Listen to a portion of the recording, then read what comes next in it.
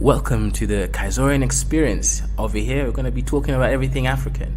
We're going to be having debates, discussions, entertainment, as well as learning about business, art, history, and everything in between. Cultural, tribalism, and everything. We're going to be out here debating with some really interesting stuff. So like the video, share the video, and make sure you subscribe. Make sure you subscribe. Subscribe for the best experience ever. This is the biggest channel on the Afrosphere. So come and join the team, become a Kaizorian, and join the Kaizorian Empire.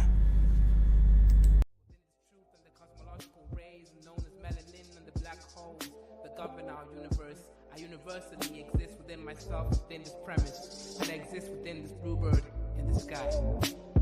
I'ma fly like the bird in the sky. I'ma fly like bird in the sky. I'ma fly like bluebird in the sky. I'ma fly like bluebird in the sky. I'ma fly like bluebird in the sky. I'ma throw my bluebird in the sky. I'ma soar like bluebird in the sky. I'ma soar like bluebird in the sky. I'ma fly like bluebird in the sky. I'ma fight like bluebird in the sky. I'ma eat like bluebird in the sky. I'ma be like bluebird in the sky. I'ma be bluebird in the sky. I'ma be free, bluebird in the sky. I'ma be free like bluebird in the sky. I'ma be like bluebird in the sky. Back again like the second coming. Strumming my vocal cords like the hummingbird in the sky. Y'all can't deny this. Real rap lyrics, it's like I ain't got no rhyming through the sky limit. What is skin tone, shade of color, but a parallel form of frequency like a ringtone on your phone. Melanin expression, tied up in the universe, feeling like God's. Is this really us? Is it serious? Is it really wrong to be diverse? I'm a divergent, immerse myself like an ocean beneath this waves. Be a divergent, born to be different. Indigo child, wild like canary. Born to be a bluebird in the sky, flying high like a bluebird in the sky. I'ma fly high, bluebird in the sky. Yeah, bluebird in the sky. I'ma fly high, bluebird in the sky. I'ma be like bluebird in the sky. I'ma be like bluebird in the sky. Everybody scream bluebird in the sky. I'ma fly high, bluebird in the sky. I'ma be like bluebird in the sky. Yeah, bluebird in the sky. Everybody, bluebird in the sky. I'ma be like bluebird in the sky. I'ma be like born black, sweet like a berry. Flying high, high like a canary. Scary with my hoodie on. Hating on my vibe on the street that you'll be feeling my frequency of the song. But I know that I ain't never ever gonna be ever the same. But I know.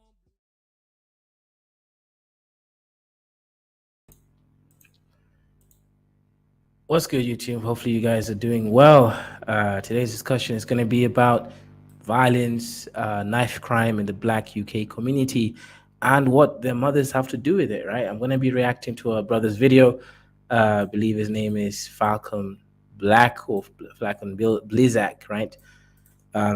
Yeah, so we're going to see. We're going to see if there's any relationships between those two statements, because, yeah, it is interesting. All right, let's go ahead. Let's share the video. Is the ultimate sentence that proves what I'm trying to say in this video. Yep, so this is the correct video.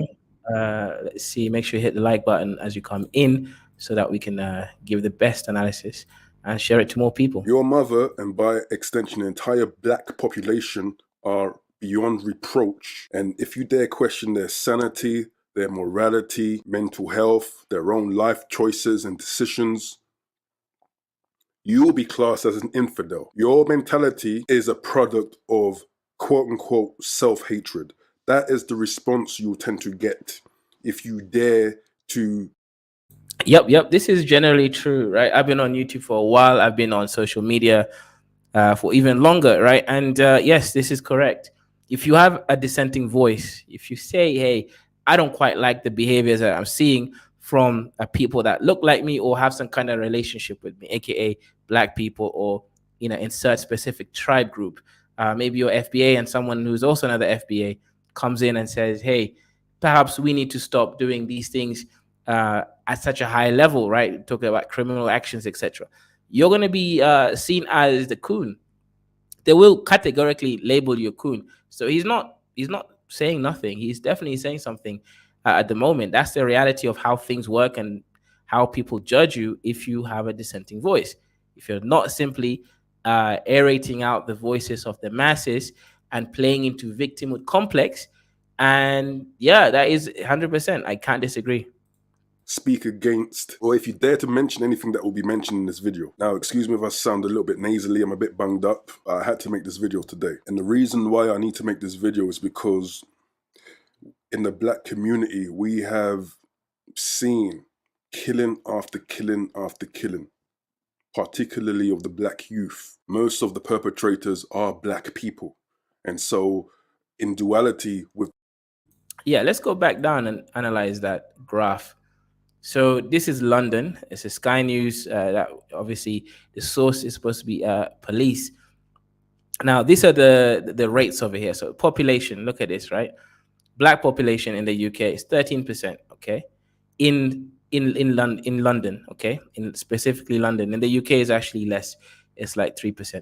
So in London, black population is 13%. White is around 60%. Let's look at the murder victim. Of course, because of proximity, right? Black people are more likely to kill people that live near them, right? Etc.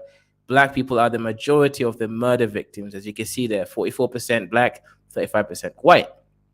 Murder suspects, as you can see there, the suspects are mostly white again. I mean, black again. So clearly we are overrepresented in what we might consider to be, well, negative things, right? These are all negative things.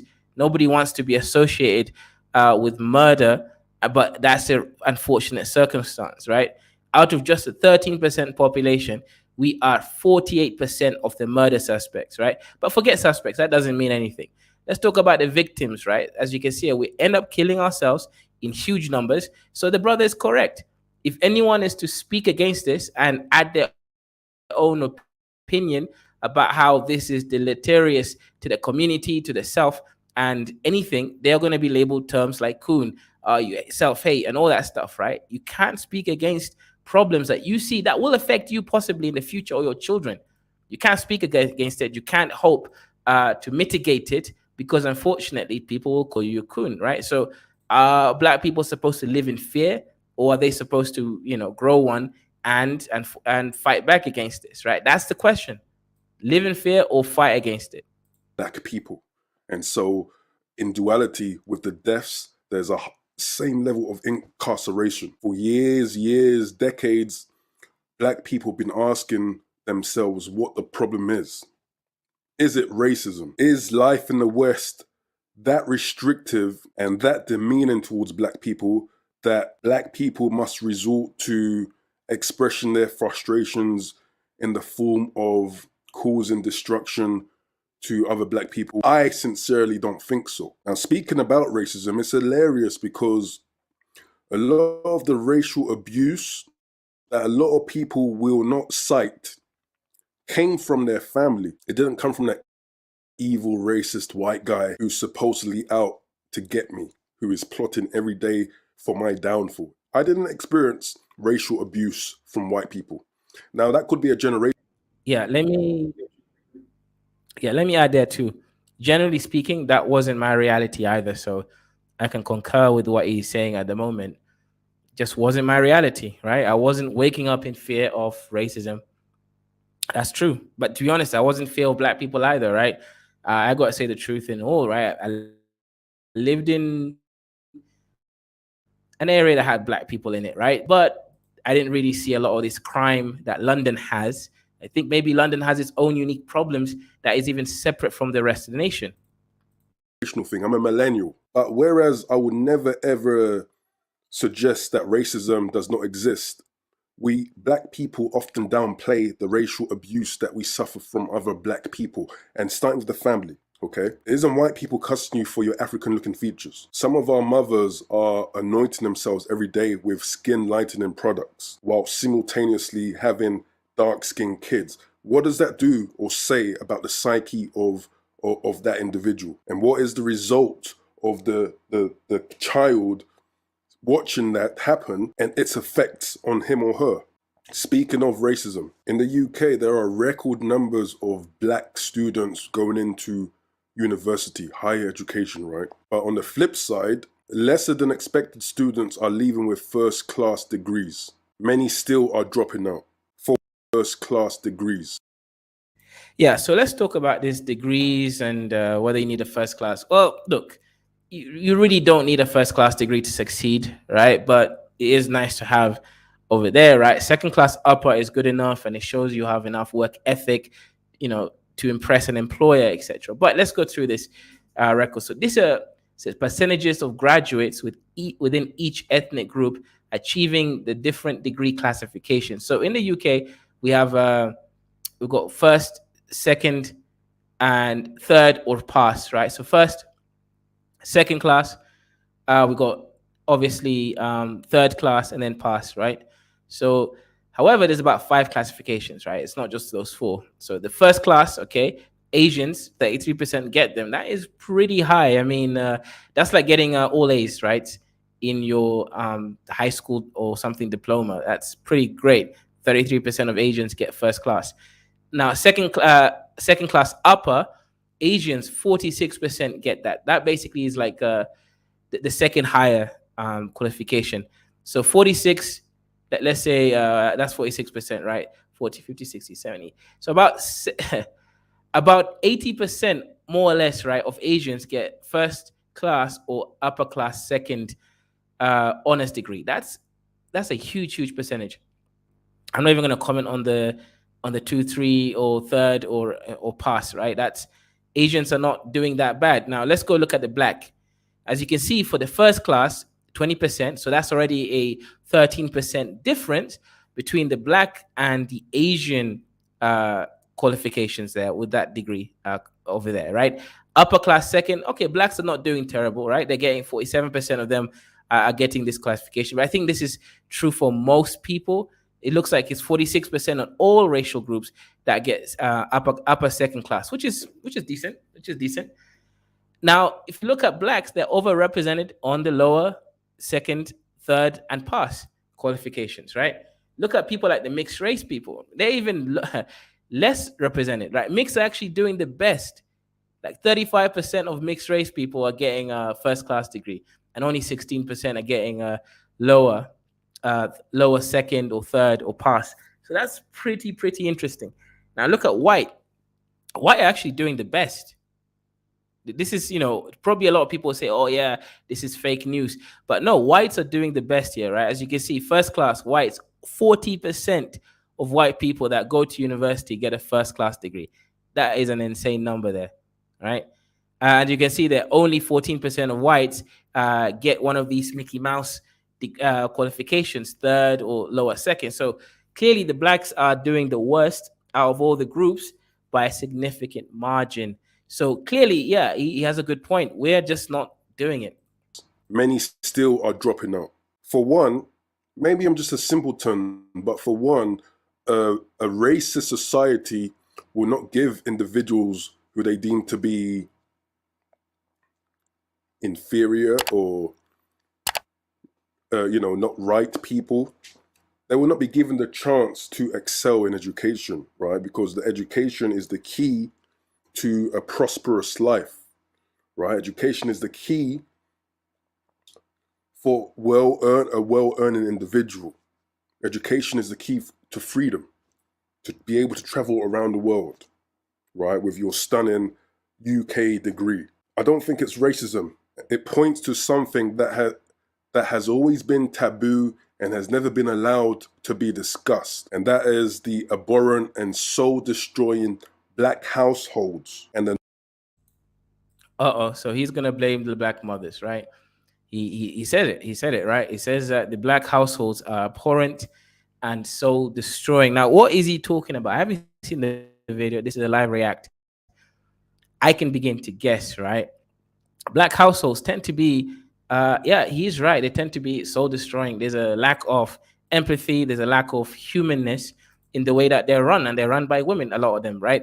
Single mothers specifically. But what he's saying might not be so far away from the truth, right? These households are run pretty bad, right? They're not run in a successful way. They're not run in a way that actually allows for a healthy development of anything, right? I think he may have a point there. narcissistic, damn near sociopathic black parents. These black parents have physically abused people, mentally traumatized people with threats and so on. And children endure this and are then expected to become healthy, functional, productive members of the society. Right? Children endure all of this and are expected to not suffer with any of the traumatic effects that came from such upbringing. How can it be expected of someone who was raised with no love, with no affection, minimal affection? How can they then be expected to just grow up and be someone who can show affection to other people, who can show love to individuals, who can enter romantic relationships positively? How is that possible? Then when from some miracle through... Yeah, look, I've said this before. I do think that black households in general have some regressive behavioral patterns. One example is beating kids to oblivion. I've never understood it, never will. But the issue is, unfortunately, is that when we look at these black families, right, they have this culture of, oh, you must respect your elders, okay? They bring it from Africa or Caribbean islands, or wherever that the black UK came from. They really do believe it. It's like, okay, you must respect your parents. You must respect your elders. So they keep pushing on this concept of respect, but an empty respect then doesn't actually value you long-term in anything, right? What's the point of pushing on this concept of respect when the true things, right, of the society aren't really valued? So he has a good point there. Now, I think it goes on to the whole love and all that stuff. Fair enough. I think he might be a feeler or something where he wish he had more love in his upbringing, but I can't comment on that from my perspective, right? But I will say that I do see that there is a tyrannical approach to raising children from black families that just doesn't work. You can't go around, tyrannizing, right, your child and expect your child to grow up as a well-adjusted adult. It just doesn't work. That tyranny that black households have. I agree with them on that aspect, actually, 100%. Through sheer grit and personal drive, these kids do make it, quote unquote, and they do become something of them. They do make something of their lives as adults. These same narcissistic parents will then be coming to them in their older years, expecting some reward, right, with their hands out, wolves in sheep's clothing, as if they had a part to play in that child's success. These are the same parents who might have stolen or commandeered birthday gift money, for example, or maybe these are parents who, when you got your student loan, they expected a cut from the student loan that you're going to... No. That's kind of crazy. I've never seen like parents that dusty that they're relying on their child's student loan to make ends meet. That is an insane level of abuse you're growing up. But I think what thing he hasn't sort of commented well on is poverty and the lack of financial stability that these black families had also. So what I noticed with a lot of black families is they were generally poorer than other families. And as I said, when you're growing up with your single parent household, you're not going to have the same ability to have financial freedom as someone who's grown up two parents. It's just simple math situation, unless you guys are millionaires or rich, and that is uncommon, right? So when you're looking at the numbers, unfortunately, black families tended to be poorer. So when you're living with a poorer family with a maladjusted adult raising you, who is again very neurotic and projecting their own fears and failures onto you, it is difficult for this now young black gentleman to go out there in the world in a well-adjusted manner and succeed. That is, the brother right now is making good points, and I agree with the points he's making right now. Going to still be paying in adulthood, right? And if you were to fail and drop out of university or college, the parents don't have it in them to even fund you, to support you further. These are the types of people who people are trying to protect. And I think we're at a point in time where it is now too obvious, right, that the problem comes from home. Now, you know what's funny, but it's actually sad, is that there'll be people that will be listening to me and will wholeheartedly understand what I'm talking about because they've probably experienced it themselves, or they've known some people who've been traumatized by their black parents. These same people will shame me for calling out the truth. These same people want to dismiss what I'm saying. These people are the actual agents of dysfunction in the black community. These are victims who have succumbed to Stockholm Syndrome. If you value your mental health, your sanity, if you are someone who wants to be productive, maybe you want to raise children in a healthy, functional environment, a line must be drawn. There was this white guy in America who said this. If nearly half of all blacks are not okay with white people, according to this poll, not according to me, according to this poll, that's a hate group. That's a hate group. And I don't want to have anything to do with them. And I would say, based on the current way things are going, the best advice I would give to white people is to get the hell away from black people. And he got a lot. Yeah, so that's interesting. That's a comedian who's made that statement. And, if taken out of context, you can make it sound the way you want to make it sound. But the reality is he had some points over there that just can't be ignored, right? For example, I would not really recommend someone going to the black community in London, for example, and perhaps, area with high crime. No. Why would I do that, right? I would rather they go to a safer environment, right? You can use the math, right? Racism sucks, right? And sometimes racism can result into violence. That happens sometimes, right? That's just part of nature of reality and being, right? But at the same time, just because racism exists doesn't mean you should just go to the blackest of the black areas in hope that, your child's going to be safe because at least they're with their own people. No, that doesn't make sense. There is no such thing as your own people, right? And I think that's one of the issues that the brother right now is talking about. We're so focused on, this whole black identity that we're completely missing the whole functionality, right? If something is dysfunctional, either you fix it or you leave it alone and you burn it and you move forward. We're not doing any of that, right? We're just out here pretending that the problem is not there. We're on Black Lives Matter and all that stuff. But the reality is that we're not fulfilling our roles as well-adjusted individuals in societies. So yeah, the brother is right. A lot of flack for saying that. But the funny thing is that what he's saying also applies to sane, healthy, mentally healthy black people who have the morality and the integrity to point to the real issue. Black people who are of a progressive mindset. There needs to be a separation. There are now too many narcissistic black people who prefer to delete me and dismiss my talking points, dismiss my point of view. Yeah, well, here's the thing. This is the part where I don't necessarily agree with him, right? You can't just go around calling black people narcissists with borderline personality traits and stuff just because they disagree with your point of view. They're simply people, right? Not everyone's going to agree with you, and they're going to have their reasons. Sometimes no reason at all, just emotional reactionism towards your points. So I don't think this point here is very valid. You can't just go around calling other people mentally disordered just because they don't like you, right? That definitely screams a little bit of insecurity issues going on. I don't go around calling my people that troll me mentally ill. That's insane. I just no, you can't do that, right? So this part I disagree with him. Or accuse me of self-hatred. And they do that really because someone like me is a threat to their me victim narrative. It's all excuses for the immorality we see in the black communities. The low self-esteem and the PTSD that they have avoided talking about. A lot of people in this community have trauma, man.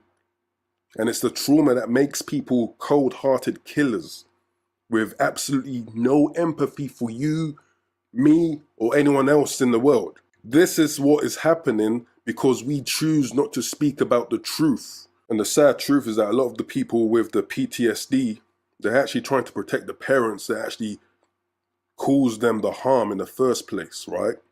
Going back to whole quote unquote, your mother is black, your mama black, your mama's black.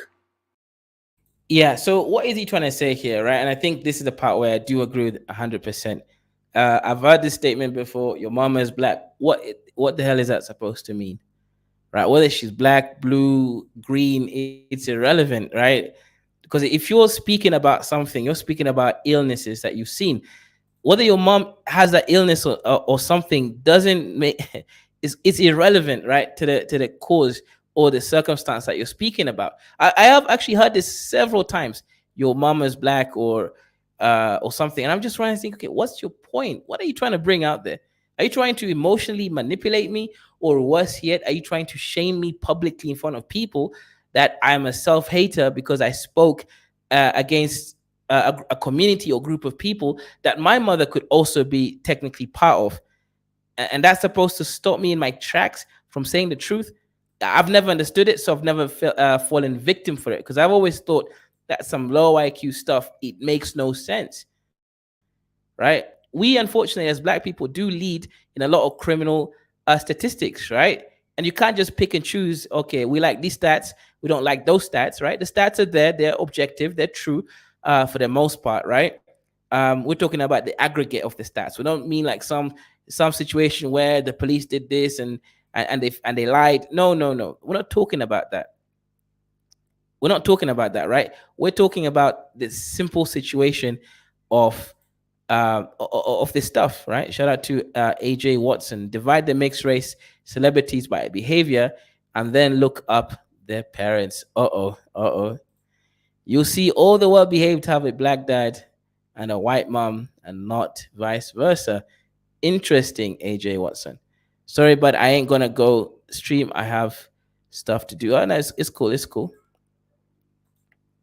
He sounds on point.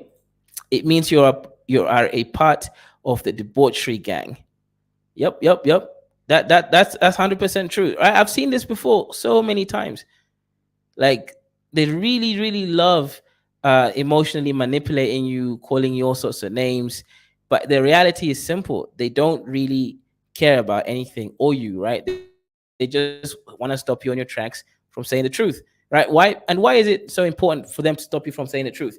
When people, especially women, right, because they are more like, let's say, integrated to society and culture, or and all of that stuff, people like women, right, they are going to be controlled by the society and the environment.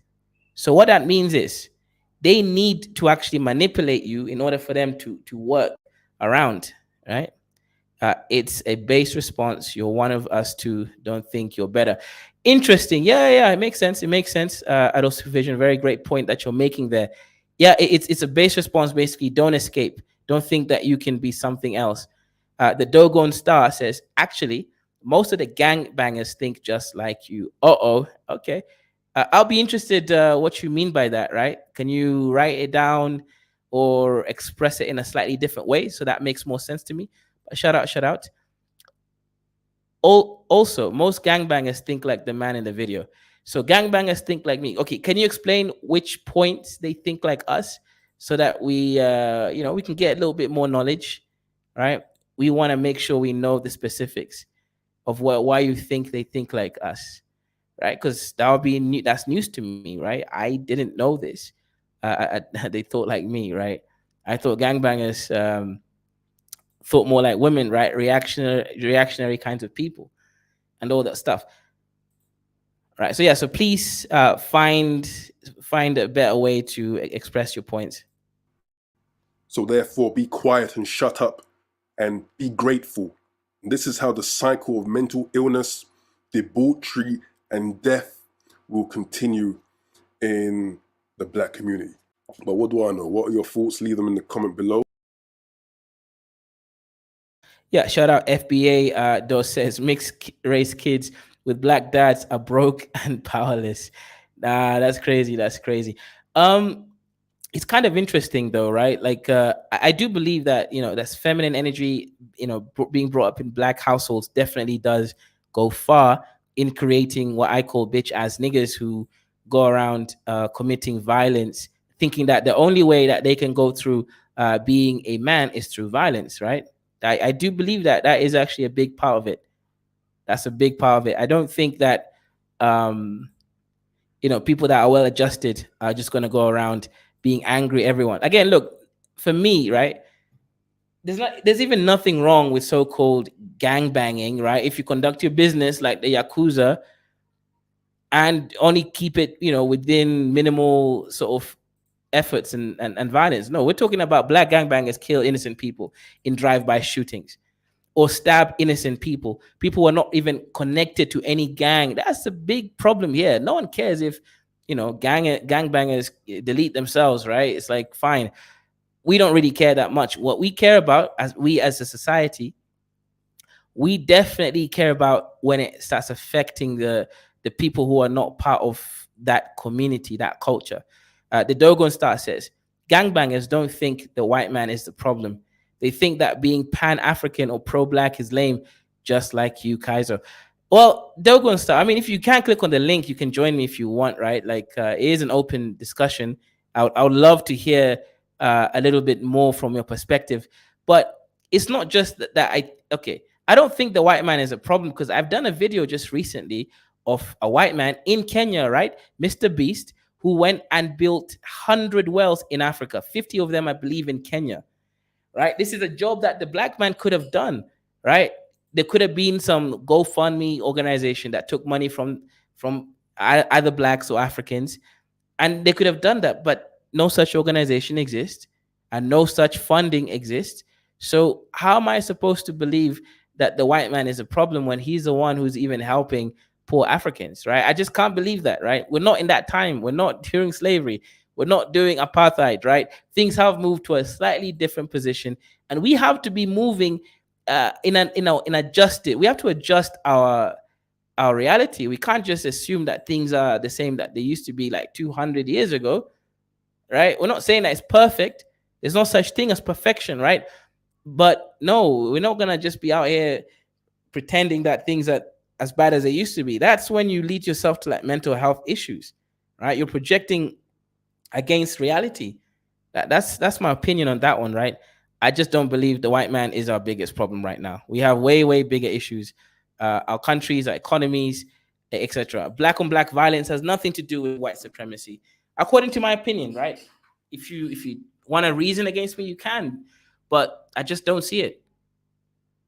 Right? That's a reality. I really, really, really just don't see it.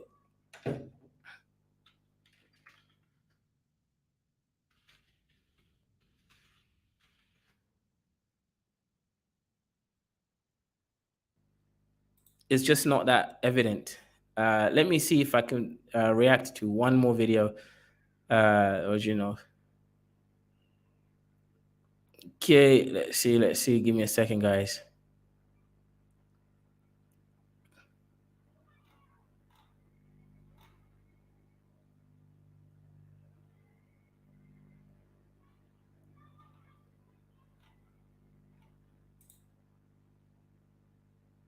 Yeah, give me a second, guys. I'll be back. I'm just doing a short.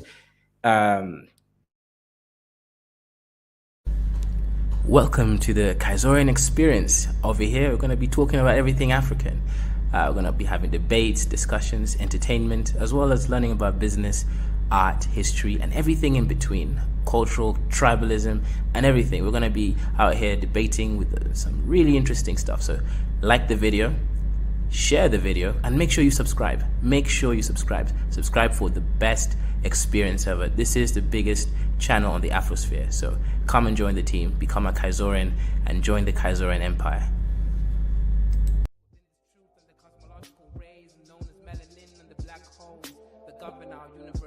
Universally exist within myself, within this premise, and I exist within this bluebird in the sky.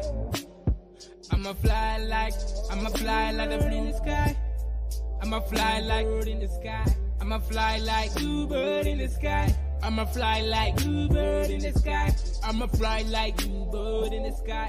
I'ma throw my bluebird in the sky. I'ma soar like bluebird in the sky. I'ma soar like bluebird in the sky. I'ma fly like bluebird in the sky. I'ma fight like bluebird in the sky. I'ma eat like bluebird in the sky. I'ma be like bluebird in the sky. I'ma be bluebird in the sky. I'ma be free, bluebird in the sky. I'ma be free like bluebird in the sky. I'ma be like bluebird in the sky. Back again like the second coming. Strumming my vocal cords like the hummingbird in the sky. Y'all can't deny this. Real rap lyrics, it's like I ain't got no rhyming through the sky limit. What is skin tone, shade of color, but a parallel form of frequency like a ringtone on your phone. Melanin expression, tied up in the universe, feeling like God. Is it really us? Is it serious? Is it really wrong to be diverse? I'm a divergent, immerse myself like an ocean beneath this waves. Be a divergent, born to be different. Indigo child, wild like canary. Born to be a bluebird in the sky, flying high like a bluebird in the sky. I'm a fly high bluebird in the sky, yeah. Bluebird in the sky. I'm a fly high bluebird in the sky. I'ma be like bluebird in the sky. I'ma be like bluebird in the sky. Everybody scream bluebird in the sky. I'ma fly high bluebird in the sky. Yeah, what's good? What's good? Oh, by the way, are you the Dogon star? That sounds like you. Shout out to the people in the chat. Shout out to Ike over there. Black women enjoy being stabbed. True story. Nah, definitely no. I'm not Dogon. I'm a Fula boy.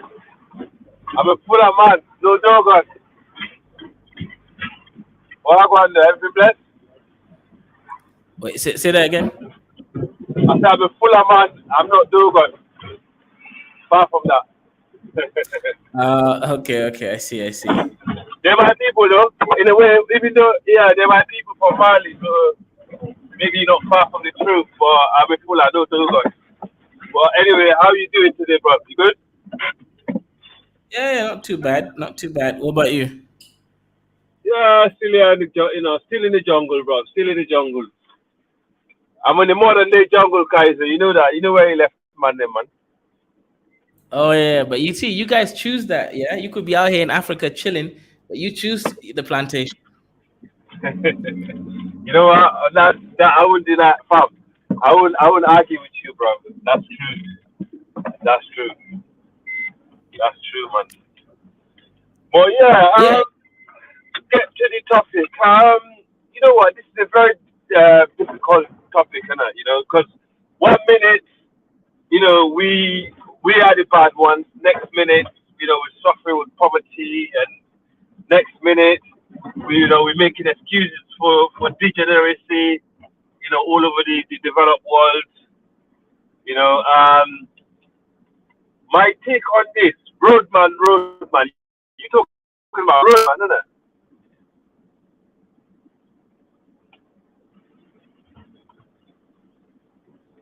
Yeah, go ahead. We're listening. What you saying? Yeah, if you're talking about roadman, then I can step on the plate. You know, the average, black people out there is a different, but roadman is for roadman. And I think roadman creates so many frenemies for us in the UK. I don't know about America, because, you know, I've been to America, but I never lived there, so I will not talk about a place I don't know. Right? But okay, you know for a fact, you know, back in the days, the roadman used to run, right? And when they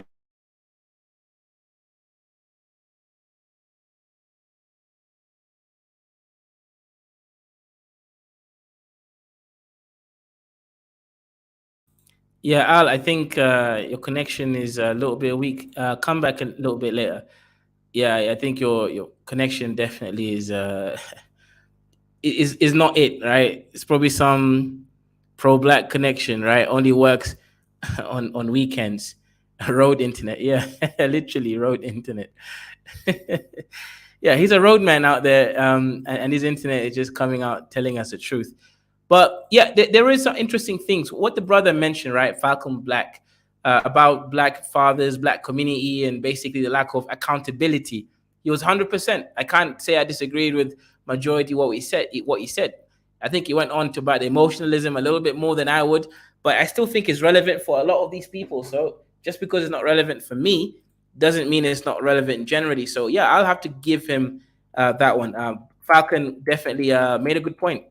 Black families, black community, there's weird toxic inability to want to correct each other, right? That's the truth. right? You speak against certain behaviors that you see. What happens is you get comments like I'm getting comments from people in the chat. Shout out to Dogon Star. Dogon, the chat is open. You can call in. He says, actually, most of the gangbangers think just like me. Also, most gangbangers think like Falcon Black, right? So I want you to explain what you mean by that, right? The thinking that we have in similarities, right? Now, Dogon Star says gangbangers don't think the white man is the problem. They think that being Pan-African or pro-black is lame, just like you, Kaiser. Yeah, I think it's lame because it's not being pro-black or I think it's lame because there's nothing attached to it. There's no business model attached to it. There's no action that's actually real attached to it. I'm attacking it based on it being a real thing in the real world. I'm not against the ideology. Bro, if you want to be Pan-African in your mind, that's fine. I still think it's lame, right? I'm not against it. I just think it's lame. As you stated correctly, it's lame, right? And I'm going to tell you why. The moment a black person steps outside of their house and walks down the block while also having the audacity to being black, they're already considered to be committing an act of self-incrimination. When you can walk down the block and a cop looks at you funny for wearing a hoodie and you get stopped and frisked more than any other race, it's pretty evident that the color of your skin is what dictates whether you're being stopped or being questioned under suspicion. Apparently, even being a person of color is probable cause to cops nowadays. Now, last week I made a video called Black on Black Crime Isn't a Thing. People got the wrong idea. People read the title, people didn't read the description, people didn't even watch the video because they thought I meant that black people don't commit crimes. In the video, I explicitly say that black people actually do commit a fuck ton of crimes, but y'all wasn't listening to that shit. In a nutshell, all I said was that interracial crime is actually the norm. A black person doesn't kill another. You see? And why do you think the brother here, right? He's a mixed race brother, as you can see from his everything, right? Why do you think he's the one making a video about there not being a black on black crime or really, you know, all these things based on race? It's because he's part of the race that is obviously a participation of different sperms, right? And eggs and all that good stuff. Right? I don't want to say it, but you guys might say he's racially confused. So he's going to be making videos on these more racially ambiguous topics, like whether blacks really commit crime or not, whether it's black on black, etc. Muddy P says, let me go back and read the first statement you made, Maddie. Give me a second. So you said, until today, Africa and Africans have no conception as a people. That is correct. There is no such thing as African. You're very, very correct. Everything you do are wrong just because you are a black man. In fact, black men don't want to see black man grow. Okay. But let me ask you a question, Maddie. Do you think wanting to see a black man grow is enough to make black man grow, right? I want my plant to grow. Is that enough, or do we need other things too? A black person out of racism, and a white person doesn't kill another white person out of racism. Statistically speaking, people are more likely to commit a crime against someone that lives near to them. And since America is pretty damn segregated still, people are more likely to live near other people of their same race. So ultimately, a white person is more likely to commit a crime against a white person than any other race. A black person is more likely to commit a crime against another black person. That's just what happens. It shouldn't even be called black on black, white on white, anything. It's just regular crime. Yeah, you know, that's actually not really that true. I get it, right? There's some statistics there that can, you know, warrant further investigation, but it's actually not true, right? Black people commit far more crime against white people in London, in the UK. That's a fact, right? I'll post some numbers in a second, right? Actually, it's from the video that Falcon Blizzak showed earlier, but no, look. Black people commit more crime against white people in the UK than white people commit crimes on black people, even though white people are the majority and they're always around other white people. So clearly, black people just are more prolific with their criminal actions and criminal intent. That's not what I'm saying. That's what the numbers are saying, right? Because you guys can say, oh, Kaiser self-hate, Kaiser this. Fine, I'm a self-hater. But I also believe in numbers, right? I believe that numbers is king. Is the Yeah, let me see if I can find the position where some of these numbers show up with the Black UK sort of story. That's Ah, hard. man, you got a That's road internet, man. yeah. That's hard to argue against. Whether it's the statistics said that's why it is, then you can't argue against it. Um, Yeah, you know I can what? hear I'm you. gonna come off the village, then I'll come back on, yeah. Because at the moment I'm in the villages, bro. Oh, Yeah. All right. okay. Environment, a line must be drawn. There was this white guy in America who said this. If nearly half of all blacks are not okay with white people, according to this poll, not according to me, according to this poll, that's a hate group. That's a hate group. And I don't want to have anything to do with them. And I would say, based on the current way things are going, the best advice I would give to white people is to get the hell away from black people. And he got a lot of flack for saying that. But the funny thing is that what he's saying also applies to sane, healthy, mentally healthy black people who have the morality and the integrity to point to the real issue. Black people who are of a progressive mindset. There needs to be a separation. There are now too many narcissistic black people who prefer to delete me and dismiss my talking points, dismiss my point of view, or accuse me of self-hatred. And they do that really because someone like me is a threat to their me victim narrative. It's all excuses for the immorality we see in the black communities, the low self-esteem, and the PTSD that they have avoided talking about. A lot of people in this community. Bro, he's not wrong. I've seen the way black mothers treat their kids, the amount of trauma that they put them through, the emotionalism, the lack of control, the lack of stoicism. These people ruin you. Then why do you think these black boys go into crime? It's so that they can pay the bills in their homes, right? Well, what's good, AFR, man? Hey, how you doing, Kazo? You're right. It's a combination of both. It's because, they were not given any skills or taught any skills to function in society in the first place. And then also on top of that, like you said, they're forced to make money for people that don't want to, work for themselves. So, I've been saying what this man has been saying for years, and maybe now there's 10 black people now that are standing up instead of 5, saying what we need to be saying. Like I said, like he said it all. He's like, black people want to delete him just for telling the truth or just for saying something different, So that's why when other races of people, punch down on us, we kind of in a way deserve it because we do a lot of this crap to ourselves and we don't have to do it. Like we love killing the messenger, and ignoring the message. Like at least other races of people, they'll kill the messenger, but at least they'll get the message. um I'll say Asians will do that. They'll kill the messenger, but they'll get the message. But us, we'll kill them both and act like it don't exist. Man, that's a really, really great point.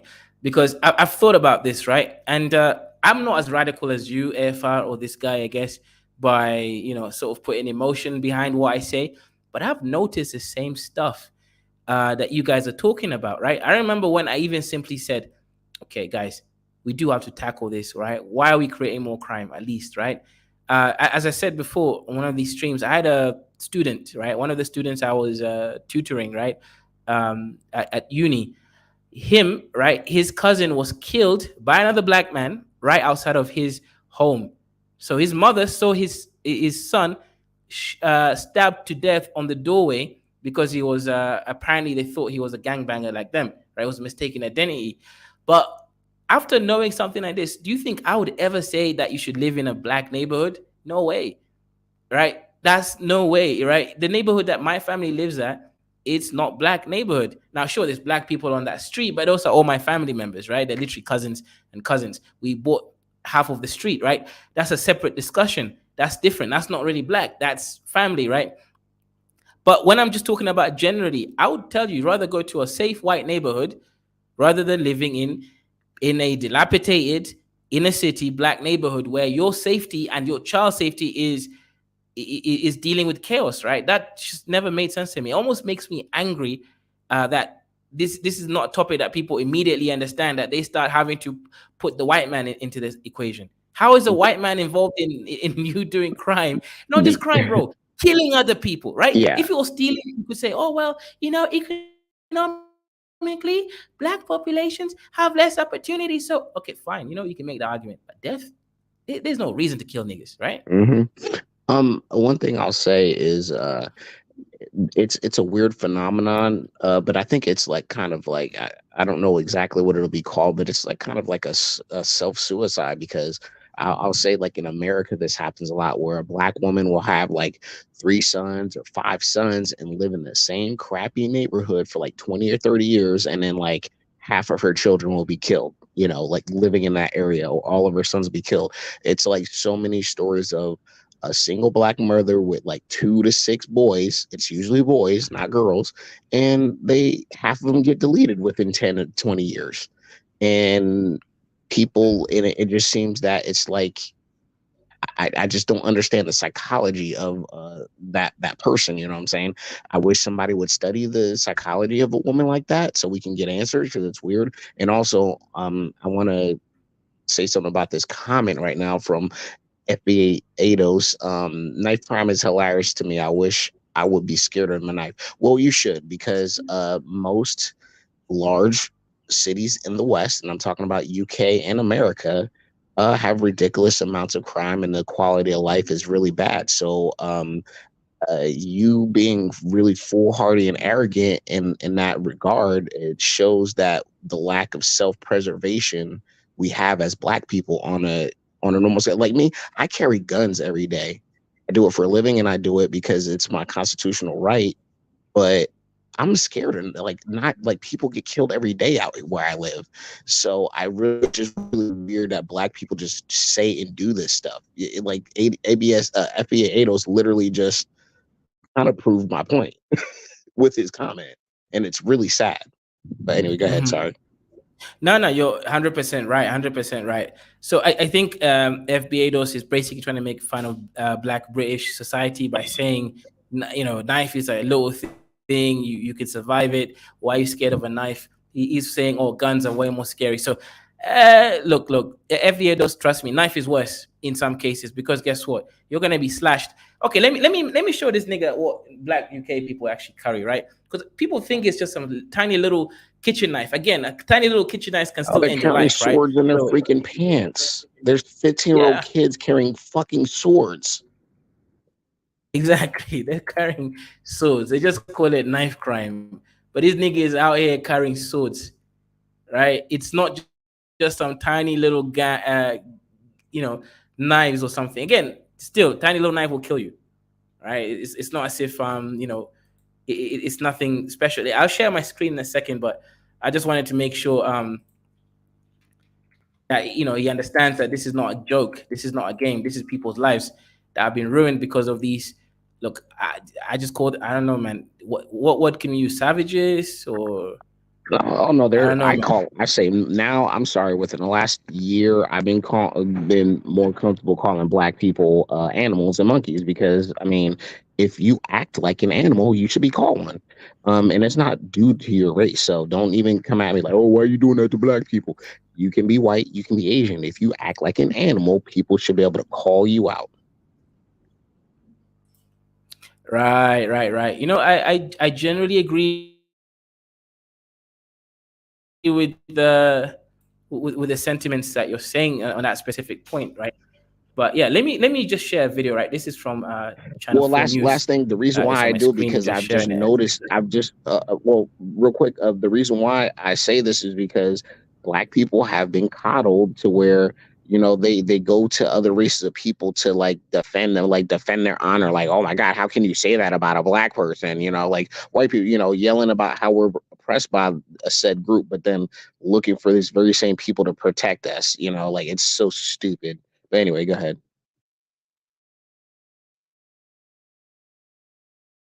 Yep. I'm just sharing the video now, guys. Let's see. Hello, mate. It's Jake calling from Faz Amnesty. Hello, mate. We're just on the Upton Road, just on Faz Amnesty is a mobile weapons amnesty. It's aimed at getting knives off the younger children in the streets. We took 674 knives off the street. Easy. Chill, man. Sorry about that. You saying very best, though, yeah? Appreciate it. Life crime right now in London is at all-time high. Did you see that wild animal? Even when he's handing over the knife, acting like a fucking monkey. Yeah, look at that. Yeah, look at that, right? That's what they're carrying around. This is not some tiny little knives. And these are the people I'm supposed to be nice to. These are supposed to be people I'm supposed to be saying nice stuff about and can't be mean, can't be calling them out and all this other stuff. These are the very same people that would knife your daughter. You know, you remember that little girl that got knifed up on the bus? These are the same type of boys and men that will do it with no problem. And y'all Negroes love defending them. Yep. That hey, look, let me show them something more action oriented, right? Because I believe they're gonna feel more connected when they see real action, right? This is what they do in the streets, right? You call them that word. I know, we'll see. Let's see. But this is what they're doing, right? Let me share my screen there.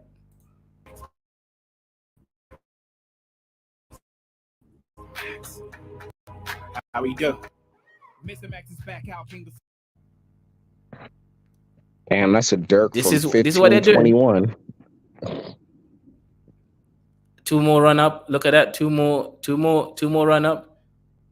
They're trying to kill that nigga inside that car with a massive ass knife, right? This is what they're doing on the streets, right? Look at that. He's gonna pull out his knife. That's what these niggas be doing right here. I can't even cover his face properly, right, to protect himself from prosecution. See, another low IQ. But also like a wild animal. He's just like banging at the glass with a huge knife. Yeah. Bro can't even think and execute the plan the right way, man. So 100%. That's unfortunately what we're seeing out here in the so-called black community. So people like Al are gonna start bring up white supremacy. Al, right? How are you gonna bring up white supremacy as a cause of violence, bro? We're not even talking about stealing. They're hungry. Okay, fine, they're hungry. Well, Kaizo, I'm not gonna say Al, but this is how they close this off at both ends. That on one end they'll be like, oh, that's because we're dumped here and we were mistreated and we were under invested in. So that's why the white man is kind of responsible for that. And then on the other hand, when you're saying, well, why don't you just go back to Africa and be around black people? Like, no, this is our land. We can't do that. It's just like, come on, man. It's like people don't want to solve the problem.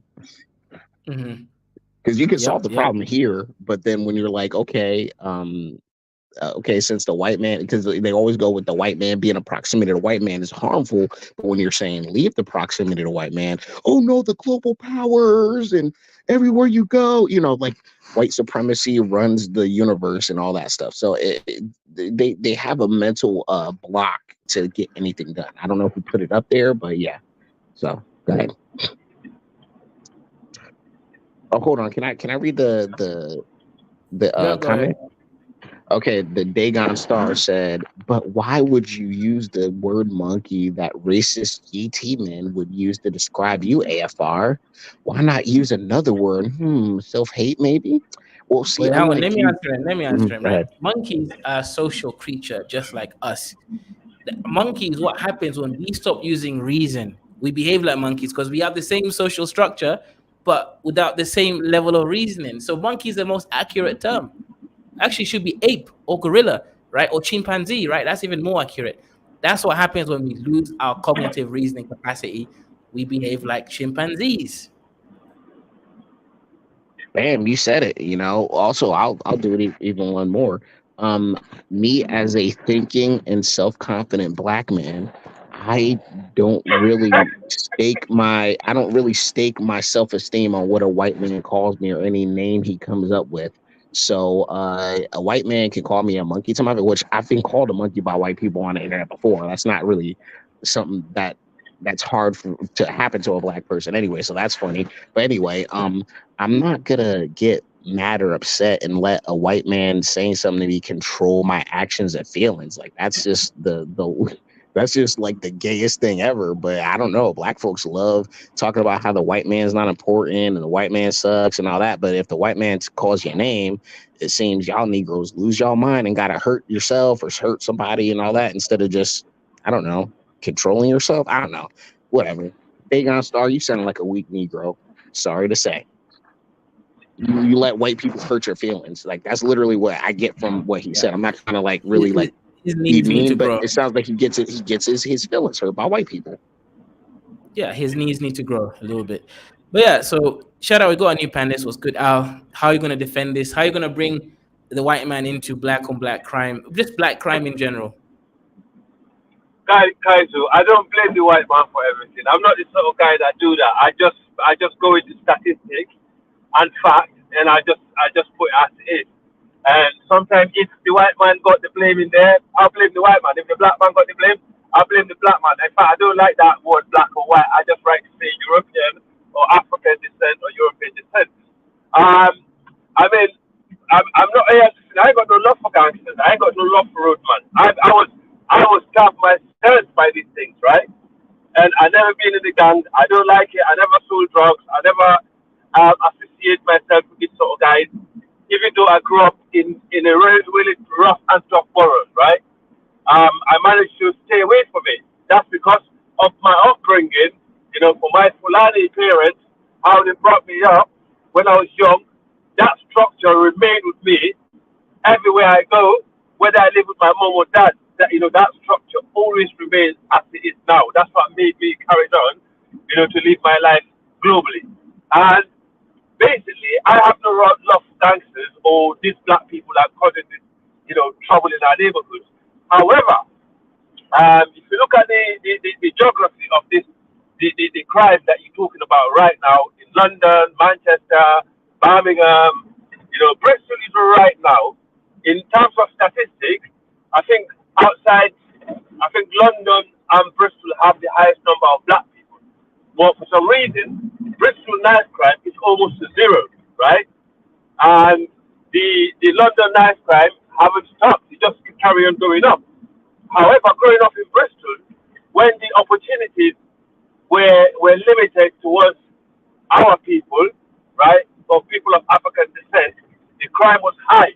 But over the years, opportunity became available, especially during the era when the Eastern Europeans start coming in. So opportunity start spreading out to the entire community, regardless of the color, and stuff like that. So I noticed the crime went down. And if you look at London, who used to run London? The gangs in London back in the days. Who started the knife crime in London? Was the Cockney gangs. The Cockney gangs used to run the drugs. They used to do the knife crime and the gun.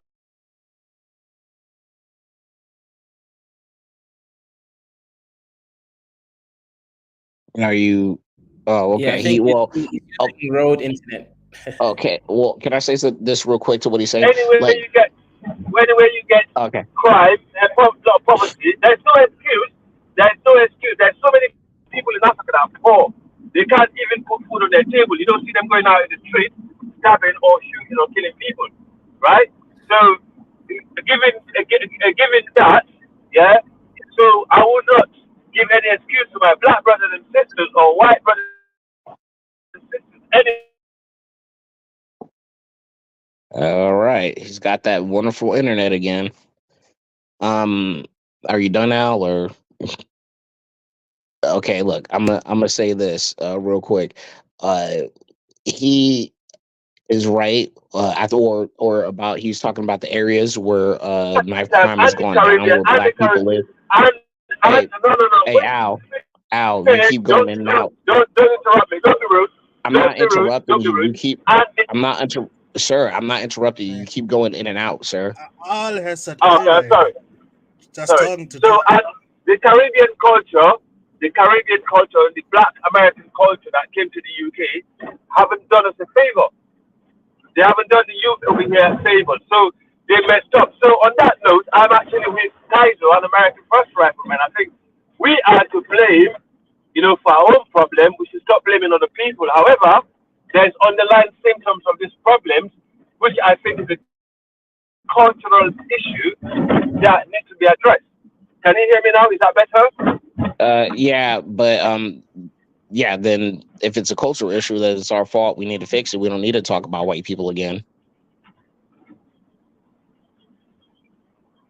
Yes, I mean we're not here to talk about white people, are we? We're here to talk about black problems. No, I know. Well, also too, I think when you said those areas where knife crime went down, where black people live, because you said it was because of economic opportunity and stuff like that, which obviously that's a part of the equation, but mostly I think the reason why is because whoever's running the place, it's good governance. I mean, that's the only way. Because I highly doubt the same black people all over Britain for some reason just act differently in Bristol or the other city, where knife crime has gone down because those people are special. Like, no, that's because there's a policing scheme or something they're doing there to make sure that crime goes down, or they're just cooking the books and lying about it, which cops have been known to do. So that's how that is going down there. But whatever is working, they need to start replicating it. But at the end of the day, we have to blame ourselves. In Bristol, we have a mixed race. Well, it's not the reason anyway, but coincidentally, the mayor in Bristol is the first black or mixed race elected mayor in Europe, right? So when he came to power, when he became the mayor, he intervened locally, and bring the communities together, because there was a lot of issue between the African community and the Jamaican community, right? So some of these problems actually started with this sort of issue, right? Oh, the Jamaicans, the Africans, the this, that, yeah? It's like all this self-hate, African American, African, like the problem you got in America where African Americans feel like they're better than Africans, or Jamaica, is the Jamaican. The Jamaican thought they're better than the Africans, they started treating Africans certain ways, in the communities. And if you look at the black on black crime, what they don't report, some of it is mainly the African kids that have been targeted by the Caribbean kids and been hacked to death in the street, right? And obviously there's a lot of Caribbean killings, but they will not go into the details, to tell you what was going on here. Because I saw this happening, right? It used to be the Somalis in Bristol, it used to be the Somalians and the Jamaicans used to war, right? And then you had a generational Jamaican that born here and what they call the Yardis. Now the Yardis are the Jamaican that came after. The black British Jamaican, they're the one that been here since the Windrush generation, right? So they used to war one another and kill one another based on their own egos, to say, I am more British than you, or I am more superior than you, right? It's all about that awkward, backward mentality more than money most of the time, and also about egos and pride that never going to take them nowhere. I see enough man got killed over their pride. You see enough people got stabbed over their pride. So it's a cultural thing. We cannot. I don't know what pride we're trying to fight over. When you're broke, you ain't got no education, you ain't got no money. Your whole background is broke. You come from a poor family, as an immigrant, and you come in here trying to fight over pride. What pride is that? So there is some issue going on, which I think the underlying issue is poverty, right? But it's improving in Bristol when they drop the poverty, the employment rate in the black community, the crime rate goes down. Like right now in Bristol, most of the guys that used to do the bank gangbanging, they're all sitting in their fucking van working for the white man doing delivery. These guys ain't got no time for going out there stabbing in Bristol anymore because the city is so expensive to live, right?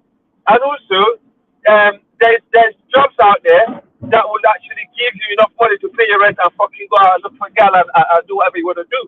So if you're going to be going out and put yourself, into gangsterism or whatever, down the line, no one is going to feel sorry for you. Unfortunately, this is the dilemma that we face in the West.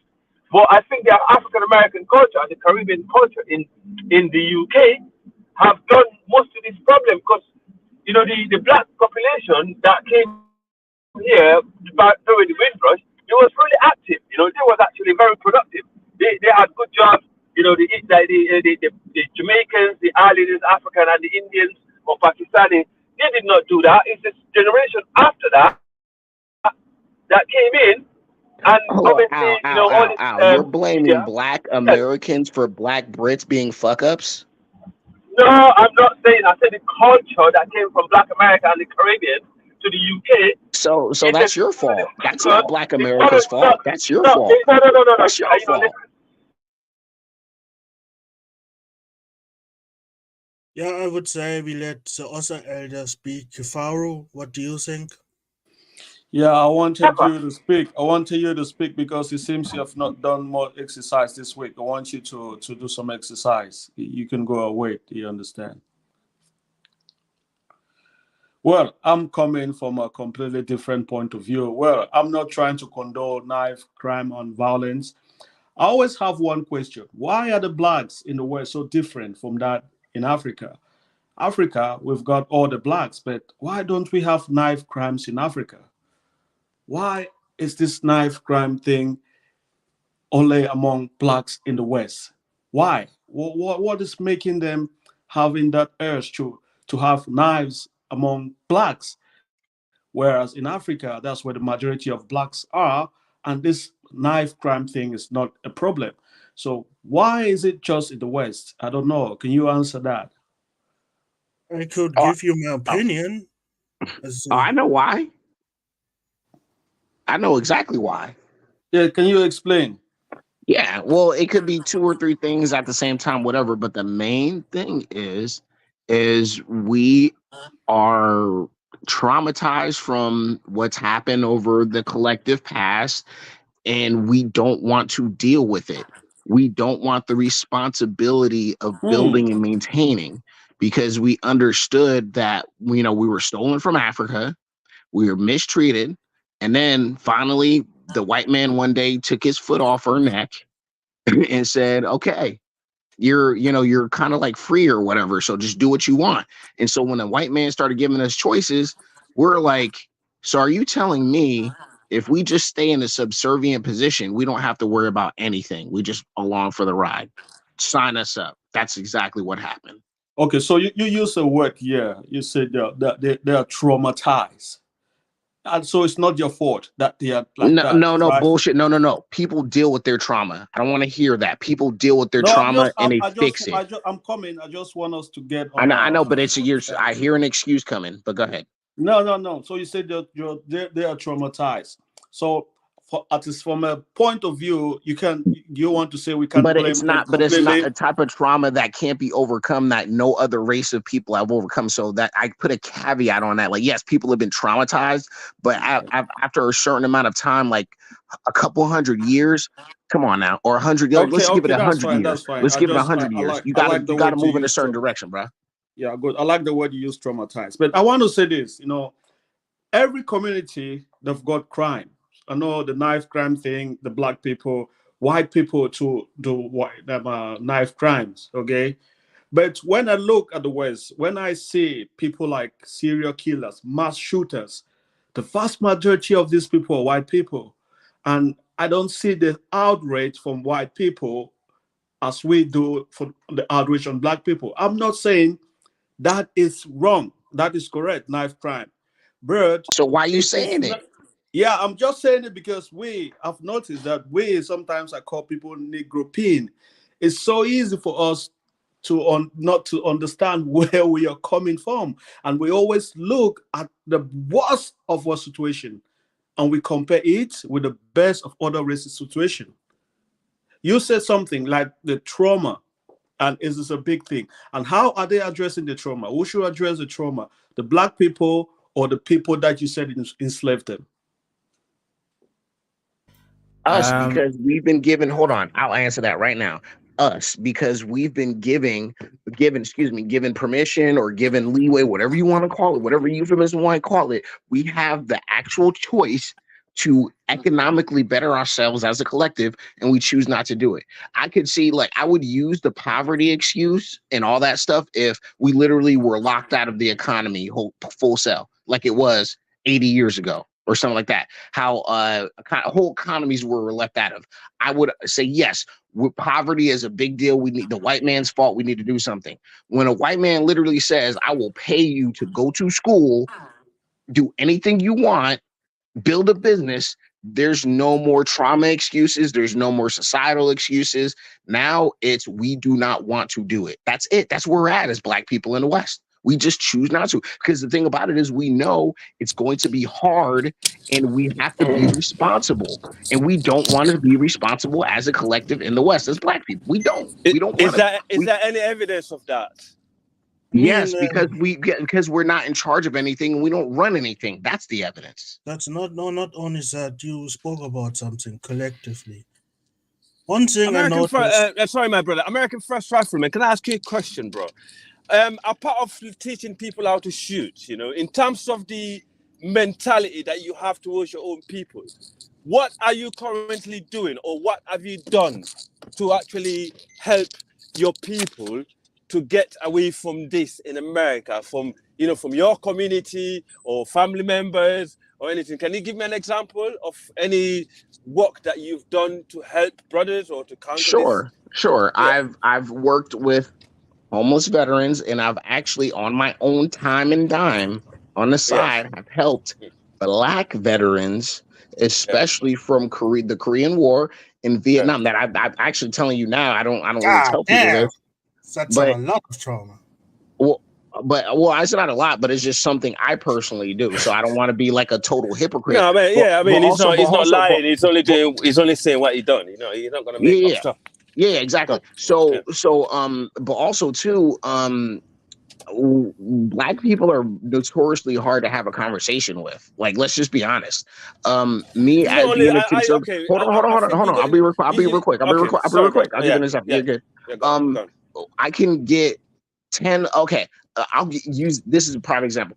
There was a political demonstration like 4 years ago downtown where I was at. There were a whole bunch of, it was like, Black justice, the white man's doing this. I'm like, okay, cool. The white man is evil. The white man's doing it. I was like, okay. And this is when I was a lot more forgiving than I am now. I'm like, cool. I have military experience. Now when I'm going. Oh, like, can you hear me? Yeah, no, sorry. I'm just not your American First Rifleman. Go on. Okay, so I was like, okay, cool. You're talking about white supremacy. You're talking about scary white people with guns that want to hurt Black people. Cool. Let's start a civilian defense force. We're Black people, for Black people, by Black people. We help, mutual aid. I can help train. There's other Black veterans we can get together. We can make something of this. We can start a nonprofit and all that. And I had one other brother and one sister that entertained it because they were super liberal. They were progressives or whatever. But they were like, okay, what this conservative brother is saying sounds good, and it's pro-Black. So they went along. At that moment, most of the Black people were like, nah, screw him. He's a cracker. He's not Black or whatever. So I went off with these two brothers and sisters that at least gave me a chance. And once we started hashing out our differences or whatever, we got along. But then they couldn't get over the white barrier that was Western politics. Like, I was willing to put down my conservatism for my Blackness. They were not willing to put down their white progressivism for their Blackness, because they said everything that you want to do is pro-white supremacy, and I could not win. I could not reason with them. I couldn't win any argument and all that. So it's just like this is what happened. This is the wedge between us as Black folks. We will let all these white systems or white schools of thought get in between us, so we don't work together. Go ahead. Yes. I mean, I noticed that, but I'll give you a good example. When this BLM thing started in the US, it came to Bristol, and people started going out in the street, to protest and stuff like that. In my city, most of the so-called roadman, quote unquote, they was actually engaged. They was actually in the hood selling drugs and causing crimes and causing all the problems, right? They wasn't there protecting coming out to march for George Floyd. In fact, what they was doing, they was actually laughing at the whole thing. The only people that was out in the street marching was the white people, right? And there was more white people marching on the street than black people, right? And the city is a very mixed city of black and white. Now, what does that tell you? And that same weekend, when Colston's statue got brought down, one of my best friends got killed by a bunch of black kids, right?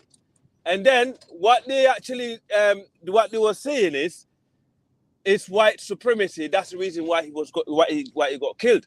And I was totally against it. You know, I'm thinking, hang on a minute, white people just went out to march, yeah, you know, for the sake of black justice, right? And then you got black kids out there in the street hacking another black guy, and then they're blaming it on white supremacy.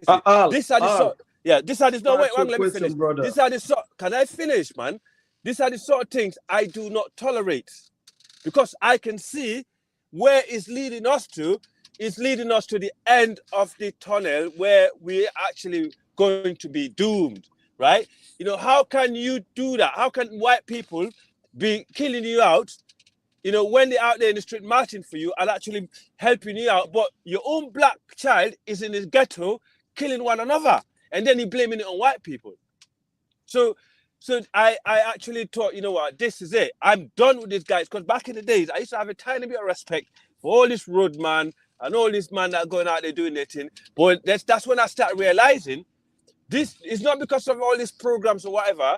It's when I started realizing, actually, the downfall of our black communities in the UK is our own people big time. However, I will not ignore the fact there's so many obstacles, you know, on their way. You know, that doesn't help them, you know, get away from poverty. Because if you have so many obstacles, what you need to do, you need to be trying harder. You need to be doing the right things, not doing the wrong things and blaming it on the other people. Because if you think these people are your enemies or frenemies, you know, this is exactly how the outcome they want from you. Why are you doing their job for them? I don't understand it. You know, you claiming white supremacists are like this and this, but you're actually doing the job of the white supremacists, right? So to me, it doesn't make any sense. That's when I actually start giving up on it. Okay. Someone was interrupting me. Oh, is that my brother? Dulu, my Dulu, do you want to say something? Yeah, I just want to ask Al a question. Yeah, it's gone. Al, yeah. So I asked this question to AR, American First Rifleman. Yes, Black people in the West committing crime in the UK, gun crime, knife crime in America, knife crime. Yeah. But black people, the vast majority of them is in Africa. Why don't we have the same behavior in Africa? How did they inherit this behavior from here? This is something that's been bothering my mind for a long time. ARF said it's some kind of a trauma. Why do you think that? Why do you think it's that? Why? It's not a trauma. Okay, let me answer his question, Snake Man. Trauma is part of it, yes, because if you notice based on what I've seen, maybe recently, but most of the people that was committing crime in the UK over the last, you know, decade, they're children of, you know, slave descendants. You know, I can't deny that. You know, because most of the thugs and people that have been convicted of, you know, serious crime in Bristol are Jamaicans and the Caribbean. That does not say all Jamaican and all Caribbeans are gangsters, because, you know, they're one of the most successful black people in the UK also, you know? So you got to like kind of balance your, you know, how you see things. Because if you don't have a balance, you're going to upset the black people or you're going to upset the white people. You know, this is my take on this. We have to have a balance of approach and how we deal it. We can't be just castigating our own children, you know, blaming them for being victim of crime or for perpetrating the crimes. But also, we cannot keep blaming white people for the crime that our children are committing in their country. We understand this is trauma that they inherit from the past, but there's so many other black Americans and Caribbeans that inherit the trauma, but they do well for themselves.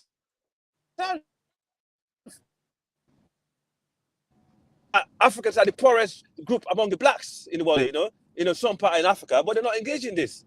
So it's a question of poverty and culture, I think. You know, we can't do that. And trauma, all three. You got to add them up.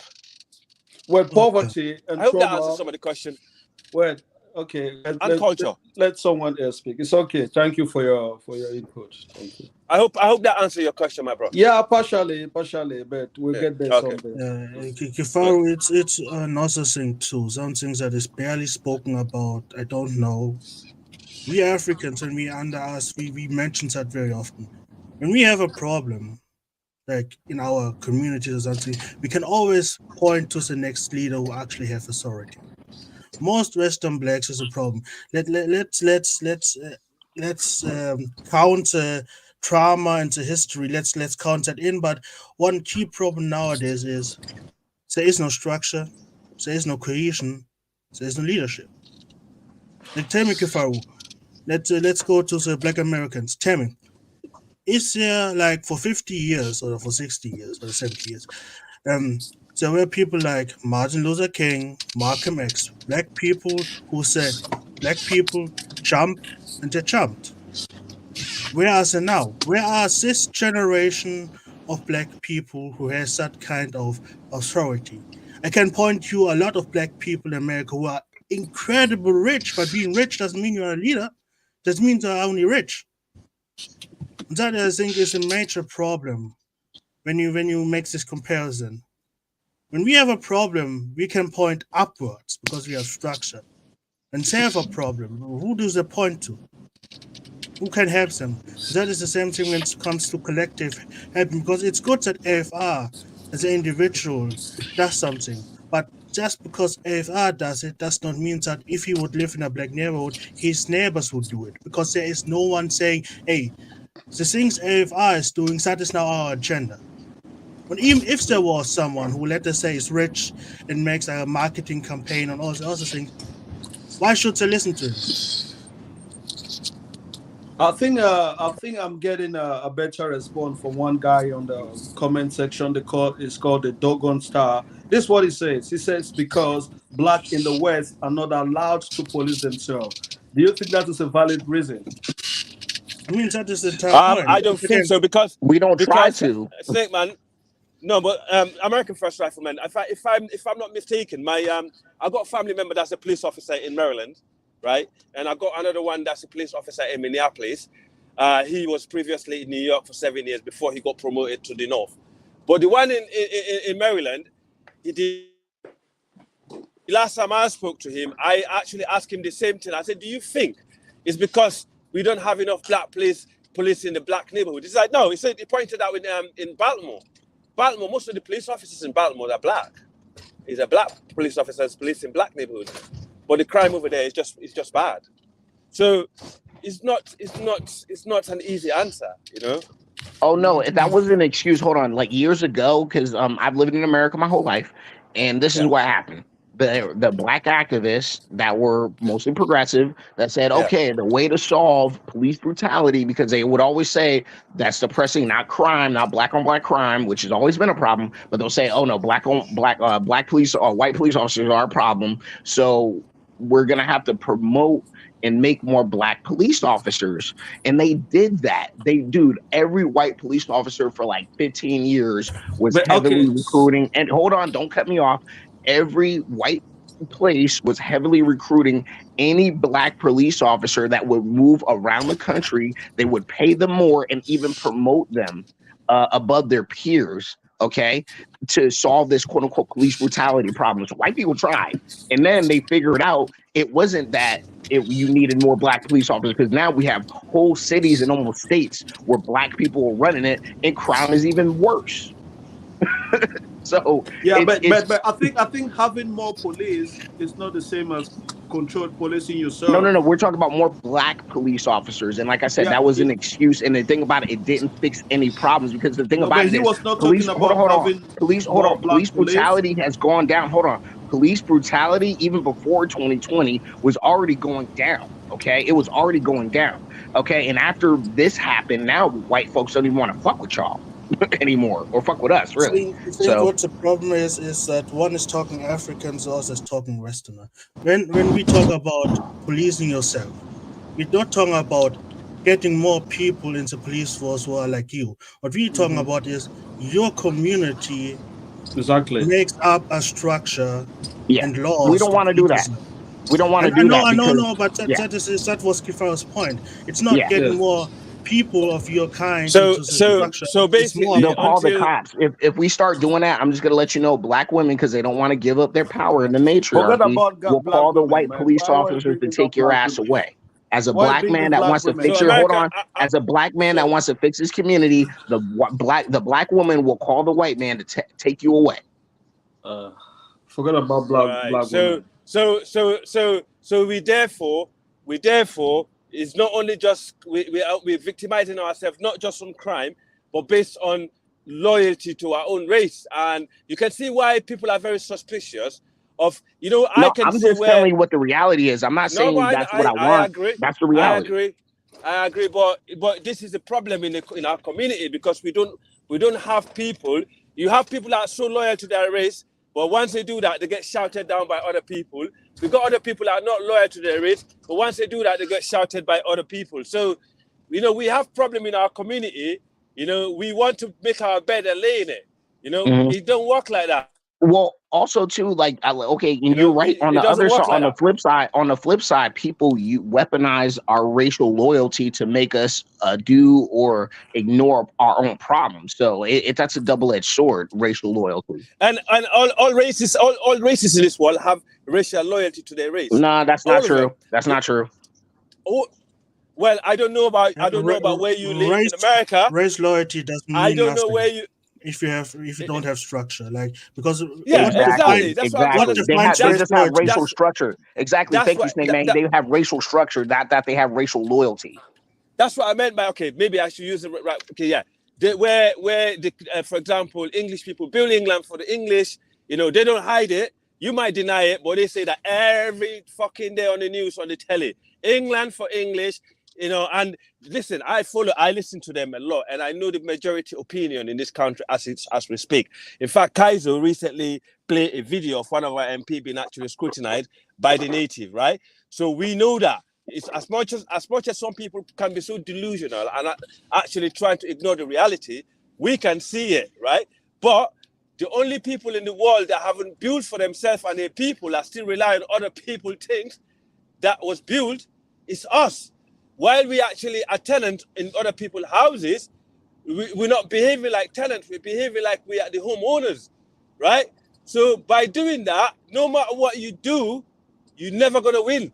So until we start building our own thing, what the brothers were saying just now, American First Riflemen, I think you did not actually acknowledge that, or you failed to acknowledge it, until we actually have our own structures, our own system in place, our own ideologies that we can, and our own I forgot the word is out my mind now. Something that we can all focus on as one people. We have no chance. This is just going to be backward and forward. We're going to keep blaming one another. Because it's not that we're blaming each other, but there's just the fundamentals. I want to break another side of trauma, American First Riflemen. When someone traumatizes you so much over the years, they will actually start to make you believe you are your own problem. It's not them. We are our own problem. No, but no. I know some of it is. Yeah, some of it is. No, I think majority of it is ours. Just to make you feel better. But some of it is not make me feel better. That's just the reality, sir. Yeah, yeah. So, but however, in moving forward or trying to go somewhere, as I just said, you cannot be a tenant in someone's house trying to live as if that property is yours, because you're going to get toasted out, right? Right or wrong? Right. Okay. Well, but you can never have the same power as a foreigner in someone else's country. It's never going to happen. You can't. It's never going to happen. Yeah. You can. Yeah, you can. Yeah, you can. To a certain degree, to a certain extent, yes. Well, I don't think so. You can. Well, you will never have. There's the evidence same of it all over the West. American First Rifleman, do you know what? You live in America. It's a totally different ball game. I totally understand where you're coming from. Also. Well, let's take America. Kifaru. My brother, America is the closest place on earth where black people can have that kind of a freedom. I don't think if it can be achieved in America, it can be achieved anywhere else on this planet. if it can be achieved in America, they are the only ones that can be close to have their own autonomy. Yes, and I don't because see that America is a land anytime of the soon. immigrants. Yeah, that's I don't because see we that choose anytime not soon. to. Like, I don't think there's any civil rights movement in any part of this world other than America No, that's that's done not There's true. no civil rights everything. movement in America. There's no That's not civil true. rights movement in America. No, Before serious I'm one. talking about the Martin Luther Oh, yeah, King. yes. Yeah, Okay. I'm not talking about it right now. They've had a history of this equality for a long time. Have they really achieved it? I think if it was something that was doable, it could have been done. You understand? Civil rights. Honestly, I think Martin Luther King, all the civil rights movement in the past, they just let down to the black race. They're just hell of a jokers, especially Martin Luther King. Yeah, they're all jokers because these people just wanted to be accepted. You know, they wanted to live. Mhm. You know, they wanted to live on someone else's sweat and tears. You know, they never wanted to build their own. They never wanted to be independent from the people that they're complaining against. They never do anything or build any structure to make that possible, right? So to me, I do not rate Martin Luther King. If anything, I rate Malcolm X more. That's how I see them. But however, you know, America is a land of immigrants. I can see why American first riflemen would feel like that. But in Europe, it's a land of the native, right? So they will tell you that because even if you're born here, you speak British accent, right? You will still have the white man ask you, where are you from? You say, oh, I'm from England. No, hang on a minute. Where are you really from? Well, can I comment on that real quick? Can I comment on that real quick? No, American first Hey, can I comment on that real quick? You know how you change that? You know how you change that? You come correct to them people. You know, like how they started calling London London Stan or whatever, or no, that's just a slang. That's just a joke. no, well, yeah, but serious. what? Hold on, but the reason why I'm saying that is because people like Russians and people like Asians to a lesser extent come there correct, and they bring their money from their homelands and buy stuff and put structures in place American that work. Hold on, stop cutting me off, bruh. So what I'm saying is, Nigerians will go in there and they'll integrate in with the white people, or they'll be like, what's her name? She's like a oil queen. She's like a multi-billionaire or whatever. She's there for herself. But when Russians go there, they more or less work together. Okay, whether they're a conglomerate, whether it's legal Russian businesses or mafia, they work together in certain aspects. Black folks come from the continent, from what I understand. You guys know more because you're closer on the ground and you're African, so you can correct me. But from what I've seen is that they'll go there with a whole bunch of money and they don't work together. They don't really work together like that. They'll stick to their tribal lines. Yeah, so that's what. So when you say these comments like, "Oh, we can't do these things in these other countries. This is the land of the natives. We can't do anything here." That's bullshit. Yeah. American first rifleman. No, hang on. Let me respond. You missing the point, because even Asians people get asked the same question. You could tell. Listen, you can't. You as much as you try. Yeah, but they have economic power. We don't. As much as you're trying to paint this incident as other groups are so fantastic, you know, the black people are. See, you notice how I never said anything like that. No, but you might Come as on, well, man. Okay, right? see? You might as well. Everybody's listening to you, right? I told you the other day. I don't know if you chose to ignore them. The Somalian group that last came to the UK, they're doing exactly what you're describing here. They moved to Bristol as the last immigrant. They bought houses. They built their own school. They build their own mosque, they build their own community, they all chipping together and open up businesses and stuff like that. You choose to ignore that all the time, but you don't give those people an example, but you always go to the Asian. So no, you just described an enclave, sir. You just described an enclave. It seems like you always try to pander to the other race. You described an enclave, sir. People. So okay. Eva, don't try it. It's three-dimensional. I know what you're talking about. You're talking about after the enclave, when they try to expand and be a part of the power structure, be an essential part of the power structure. And exactly. Again, you must understand, most, and I use the word Necropeans. Do you remember when I have the discussion with Zulia that there are two groups in Europe? There's the ones who basically have all the complaints because they try to figure out, okay, how can I be an African for 500 years in such white land, and they also want to always go back and forth, never have those problems. They are the ones who are rich too. I just want to tell you that. Yep. The problem is Yep. that they never, those Africans never ask themselves the question. Okay, hey, it's good to stay African for 500 years, hey.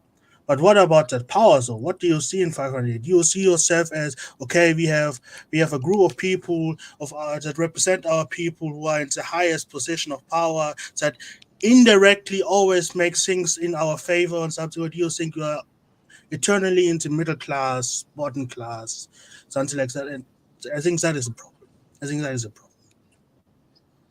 And American dude, First Riflemen, American First. It's in England, right? We have the Asian population here make about 12 to 15% of the population. Black people in the UK only make 3%. You know that we only make 3% of the population, that fraction. And also, the majority of the Asians that have the wealth in the UK are not all Indians or not all Pakistani. Majority of them are really poor. In fact, the Bangladeshi came at the bottom of African when it comes to poverty in the UK, and they do own businesses, right? But however, when the Ugandan Asians are the elite of the Asian group that came over here, right? And the reason why the Ugandan Asians are the elites of the group, because they came here with money. Where from? Africa. Do you understand? So they came here with money. Just like as you said earlier, the problem with the Nigerian brothers that came here, they did not work together. They stick on the tribal line, right? So they come here with money, but what do? They do the same thing that what they do in Africa. They do the tribal stuff. They don't work with the other African brothers. So there is half truth in what you're saying. Hold on. You can work for us. Huh? The door is always open. You can work for us. The door is always open. There is no sharing just because we're black. You can work for us. We give you a discount, a black discount. That is everything. And I mean, right now, if you want to get a job in London, most of the connection is actually through the Nigerian brothers, because I spoke to a lot of people in London that actually back in the days you wouldn't get that. But if you go for a job in London, the reason why you're more likely to get the job because you're more likely to find a Nigerian brother there as a manager, or he probably owned a career company, or you have connection there, or the African brothers, because Africans, there are a lot of Africans in London. So things have changed in terms of job distribution and wealth distribution in London because of the law, in terms of equality. Cool, in y'all the got a UK. couple more crumbs. That's beautiful. Yes, go on. Well, I'm just saying, like, I'm not discounting what you're saying. Like, that's good. There's more opportunities opening up. But look, what I'm trying to say is, y'all, there's literal glaring examples, several examples of other races of people that are not white that did not do much better than black folks in the past. Well, I told you. Hold on, stop cutting me off. Stop cutting me off. So that weren't doing much better than black folks, and they go from enclave status to governing status to integrated, but they're governing and they're hooking up their you their have fellow a problem not people. listening, bro. You have a problem not listening. Oh my God, you do the same thing all the time. You keep talking over me. You keep cutting me off instead of shutting up. I'll shut up. I apologize. Yeah, thank you, because everybody else let you talk. And so, like I said, everything you're saying is cool. You talk in circles a lot, which is cool, but the proof is in the pudding. If we would have, 20 years ago, 30 years ago, if Nigerians would have done like Indians did, how they moved together, then a Nigerian would be up there and not an Indian dude. Man, if it wouldn't never let a Nigerian to be as a finance minister. Do you know what would happen when Nigerians will get power? It's nothing personal. You would see a gigantic pipeline of wealth going from England, all the taxpayer money, direct into some Nigerian region. Oh yeah, well he'd be sacked. I mean, he'd be sacked. So like that may be true. I like to think if a man gets to that position, he wouldn't be that stupid. Like he'd be smart enough to know when he can insert a little tiny bit of trouble, because everybody does it, but they're smart enough to know they can't besmirch the position that they've been given. But hopefully a Nigerian wouldn't be that Darth enough to do it. Exactly. I mean, Snake Man, my brother, I think that's generalization. I think you're wrong, Snake Man. I don't think so, because if you live in the UK, you see a lot of Nigerians in a very good position You know, they actually are responsible for a lot of good things. They never fucked up or do this kind of stuff. Yeah, And I'm they gonna have to. I'm gonna actually, have to rock with him on this one, Snake Man. yeah, That's a yeah. little too So harsh. And I yeah, never said it was a crime. that's harsh. I No, but that's harsh. saying I never said it was a crime. That's why you think to look. Yeah. You just say you would just see a pipeline of money going from one place to another. No, they don't do that. They won't do that. Honestly, I think that you find Nigerians very loyal to the system here than you will find other groups. You know, that will surprise you. If you come to the UK, you will see it. They're more loyal to the system. In fact, the Englishman would rather give a Nigerian guy a job than a Jamaican today. I don't know about yesterday or years ago. They do it in Germany too. Doesn't change the fact. Yeah. Like, yeah, Snake Man, stop, man, stop. Yeah. But anyway, what I'm trying to say is, yeah, American First Riflemen, the little elite Asian that you see in the government today, they don't represent the majority of the Indians in the UK. I speak to a lot of Indians. I know them. I know the Bangladeshi, I know the Pakistani, and I know the Ugandan, the African Asians, right?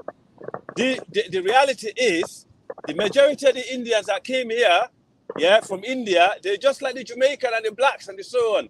The elite group of the Indians here are the ones that came here from Uganda. They came here with the money, right? So they came with the money and they got involved in politics at the early stage, and they managed to make the best of it. Okay, so why? Okay, that's cool, but why is there big tech collusion maybe with? Yeah.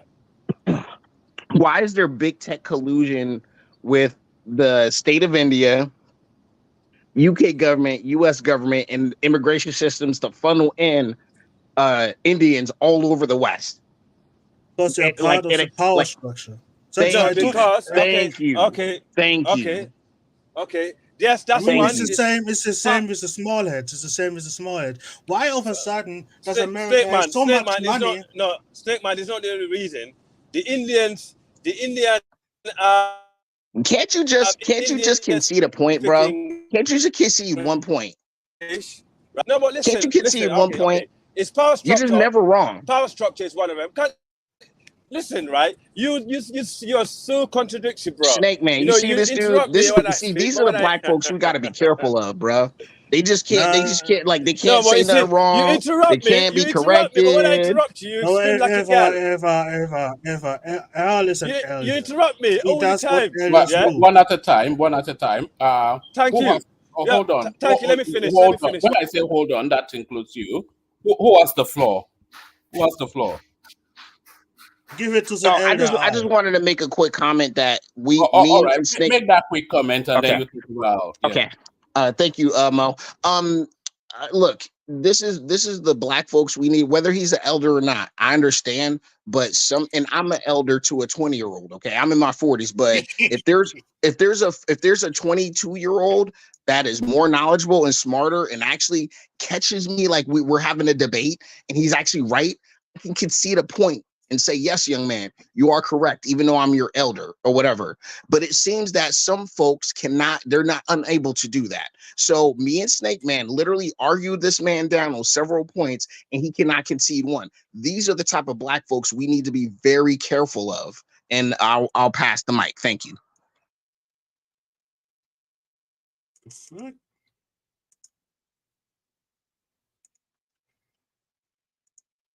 Al, you can talk because I'm playing Baldur's Gate in the background. Well, you're playing games, and how dare you? I'm here, and you're playing games. Can somebody apply 7 strokes of the whip on Snake Man? Al, you're up next. Al, you couldn't shut up a minute ago. Now you can't talk. Al. I mean, I can keep talking. Yeah, carry on. You say you stumped him with your logic. Yeah, well, and this is what I'm talking about. It's just like when we talk about, like how come black people can't do anything or you are down on black folks, we can't even do the simple thing of debate properly. You know, like I've been blessed enough to go to Toastmasters and have formal training in debate and to know what a red herring is and to know what a straw man is and all these points or whatever. And it just seems that we as Black folks as a collective don't want to recognize there are some Black people that know what they're talking about and other people that don't. And we refuse to say, yeah, that guy doesn't know what he's talking about. Shut up. You know what I'm saying? Like, stop talking, or not stop talking forever, but it's just like in this moment, you just need to stop talking. But it seems that, like, even though these are open panels, but I would love if Kaizo would use the mute button a bit more like you do, Mo, because, shout out to you. You're not afraid to use it to shut some of these ignorant people up, to so we can have real conversation. Because literally it's like Well, five. I'm not shutting you up. So really, I'm not shutting all ignorant people up. But carry on. I'm not ignorant, and I prove I'm not ignorant because and I'm not above reproach, and I'm not above playing a little dirty as far as like being dusty and stuff like that. But for the most part, I conduct myself at a higher standard because I know this is what we need as Black people. So I use myself as an example. So when, just like a few minutes ago, Al loves talking. He loves talking. People let him talk. And then as soon as me and Snake Man try to say something, he talks over us every single time. This is what I'm talking about. So I can at least do the fundamentals correctly. Some people they seem like they're incapable of doing that. Like Jude. I love Jude. He's not a stupid man. But unfortunately, he has this thing in his brain. Yeah, that's a subjective opinion, isn't it? Okay. Well, we can argue that one another time. I'm trying to give grace. See, and that's another thing. AFR is really nice. I'm not vindictive. So even if people like Jude have numerous times disrespected me and talked over me. So like I'm saying, like, we need to promote people like myself. That's not what I'm really trying to say, but it's just like if people have standards of decorum, we need to like rock with these people a bit more than other people that we know that are unserious trolls. And I pass the mic. Thank you. Yeah, but to that question, I'm just coming in blind into the conversation. So I'm going off the back of the topic that Kaizo has put up. I'm not sure that you have that culture of knife crimes where you are a Snake Man and American First Rifle. But if you substitute that for gun crime, it's the same narrative. Why do we have an abundance of this sort of violent crimes overrepresented within the Black community? Is this back to that narrative of not having a father figure within the average? Maybe that's too extensive in a statement to make, but really, the average Black household, you don't have a father figure there, and the impact of that is this sort of gun knife crimes that we seem to have an abundance of within the Black space. Who wants to go first? How dare you? It's not abandoned. It's only 80% of Black children are born out of wedlock in a single mother household. How dare you say it's abandoned? Okay, continue. I mean, it's better than the economic argument that people say, oh, well, they commit crimes because they're poor and they're feeding, they want to feed their family, but they're running into the Nike store and grabbing the most expensive Jordans they can find. So it's really because there's plenty of other poor people around the world that aren't knifing and shooting each other and stealing from each other like that. So the poverty argument is like dead. That like any serious person that's talking about poverty and crime or stuff like that knows that's not an argument you hit shot on. It's the structures these people come from.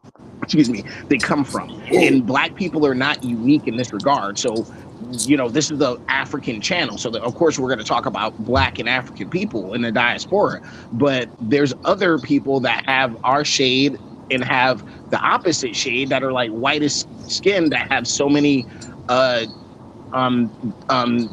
have so many antisocial behaviors, and it's really because of the governance and their social structures. That's it. That's literally all it is. It's not because of race. Like, everybody knows this. Any serious person knows this. And we are stuck in a perpetual feedback loop of despair and backwardsness as blacks on the planet. And until we say that out loud and not say that we're inferior, because I don't feel inferior to a white man. I don't think I'm inherently inferior to a white man. So you start from there, and I think great things will happen. But if people just keep in this feedback loop of we was kangs and we taught white people how to wash, or not we, but you know what I'm saying, like all these great grand stories of what the great what black people did back in 1,000, 2,000 years ago. Yeah, you know what I'm saying? All this other stuff, instead of saying let's affect what's going on today and be better than the people we say that are mean and not good. Like, so that's what I'm saying. Like, we are not willing to do the fundamentals to break this cycle that we seem to be going through globally as black people. So, and there's already successes that we could build off of. So I don't know why people get all uppity and crazy when we criticize each other, or somebody says something provocative about black people. People like to lose their mind or whatever. There's a reason why, and the last thing I'll say, and I'll pass the mic again, there's a reason why white people or racist white supremacists in America have this term they use for black people. They call it chimping out. I don't know if you've ever heard of this. They call it chimping out. And the reason why they say that is because there's ample video evidence of this, and it's mostly black Americans, but you can see this from people in the UK as well, the same attributes, where we have the tendency to melt down if we feel offended or we don't like a piece of information. And then when we point this out, like, they'll do the whataboutism with white people too. So we love doing that too. So what I'm saying is, or when you go online and you look at, if you try to look at gas station destroyed or store destroyed or something like that, there's usually one demographic that you usually see doing that. That's black women. Okay, it's usually black women most of the time. Black people per capita are usually doing it, but you're gonna see mostly black women doing this stuff, these behaviors.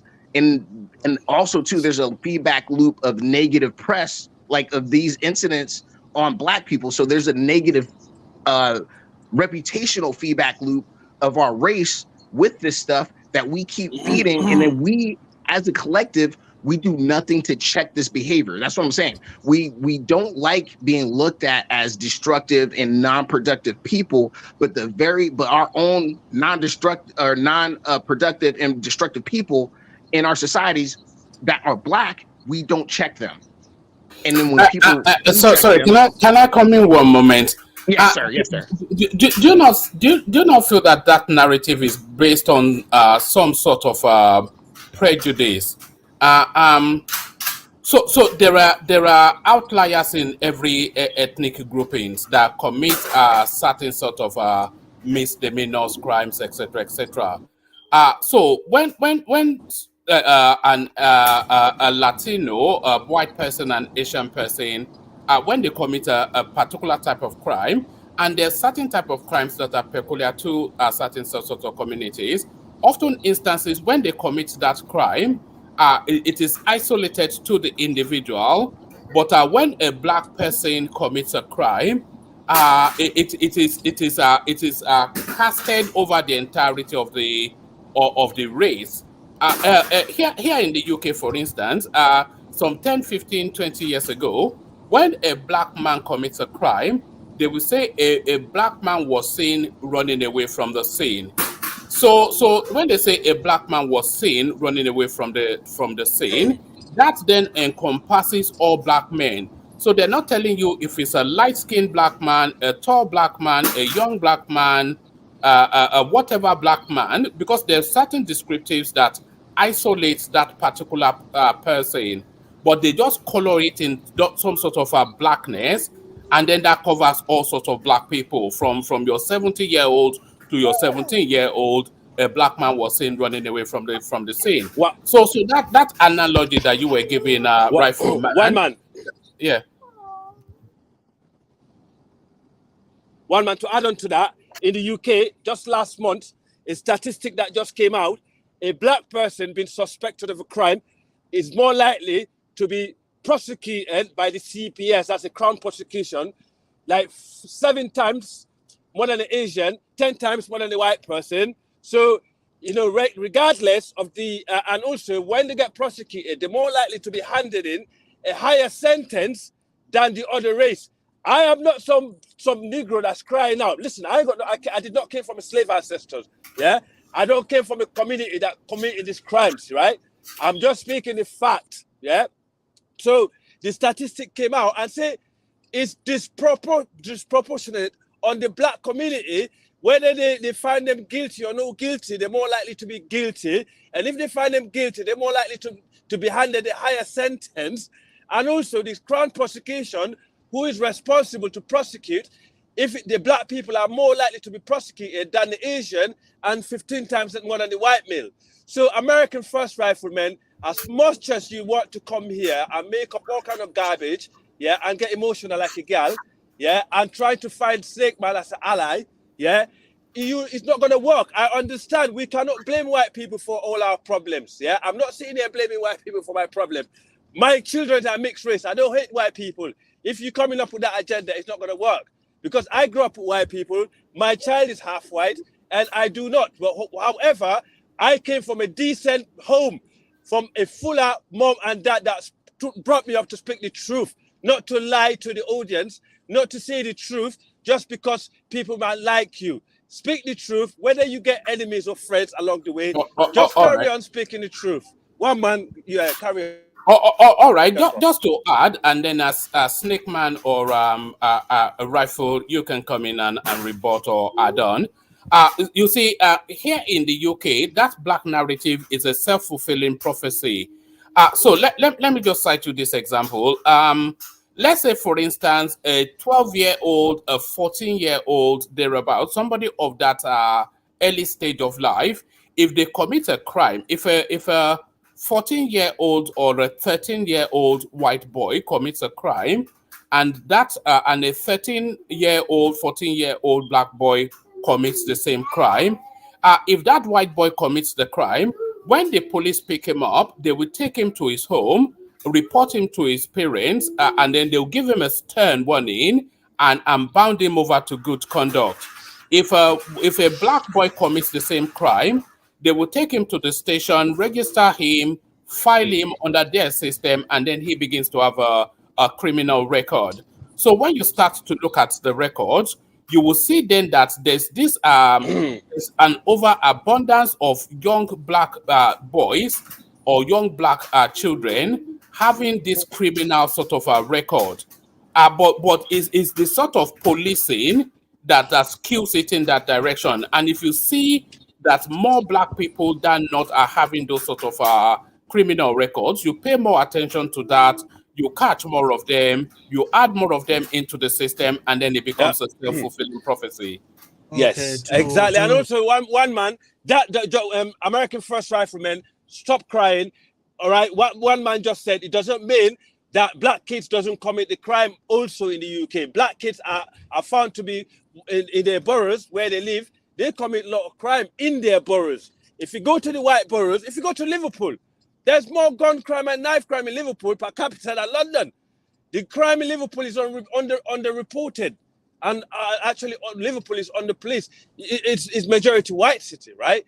And in Bristol, where I live, majority of the crime here is not caused by black people anymore. It's caused by white kids and white working class kids in the white estates, right? So I'm going to give you that. Yes, there are black kids that are committing the crime. What one man said is a fact. This is not coming from one man or me because we want to cry. It's coming from the government statistics. Yeah, okay. Do you understand? To make it yeah? easy. So that's why I could not argue with Kaiser when he brought the statistic earlier. I'm the sort of guy, I don't argue with fact because I'm not deluded. You know, it's only people that are deluded, like to believe in things that's not real, for them to feel better about themselves. I like how Al just got a whole new speaking slot.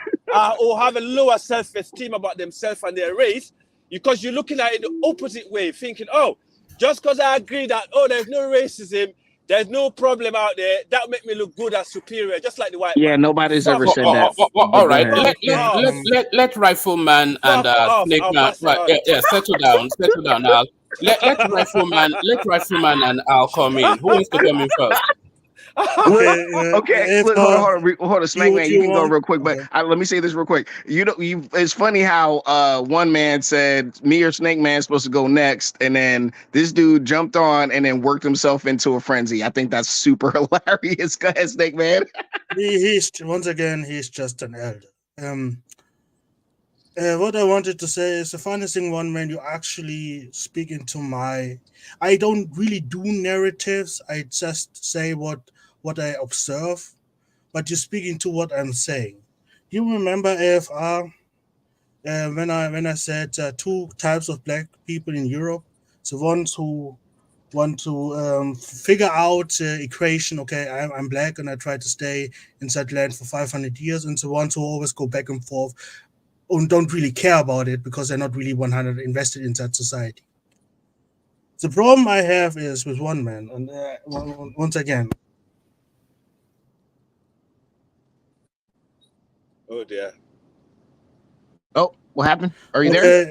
No, I had to speak. Yeah, I had is to that speak. cheap German network, isn't It's it? not that cheap. I offed my mic, one man. I offed my mic. I have the ability. I All know right, you we don't don't. want to hear silence. Okay. Let's continue.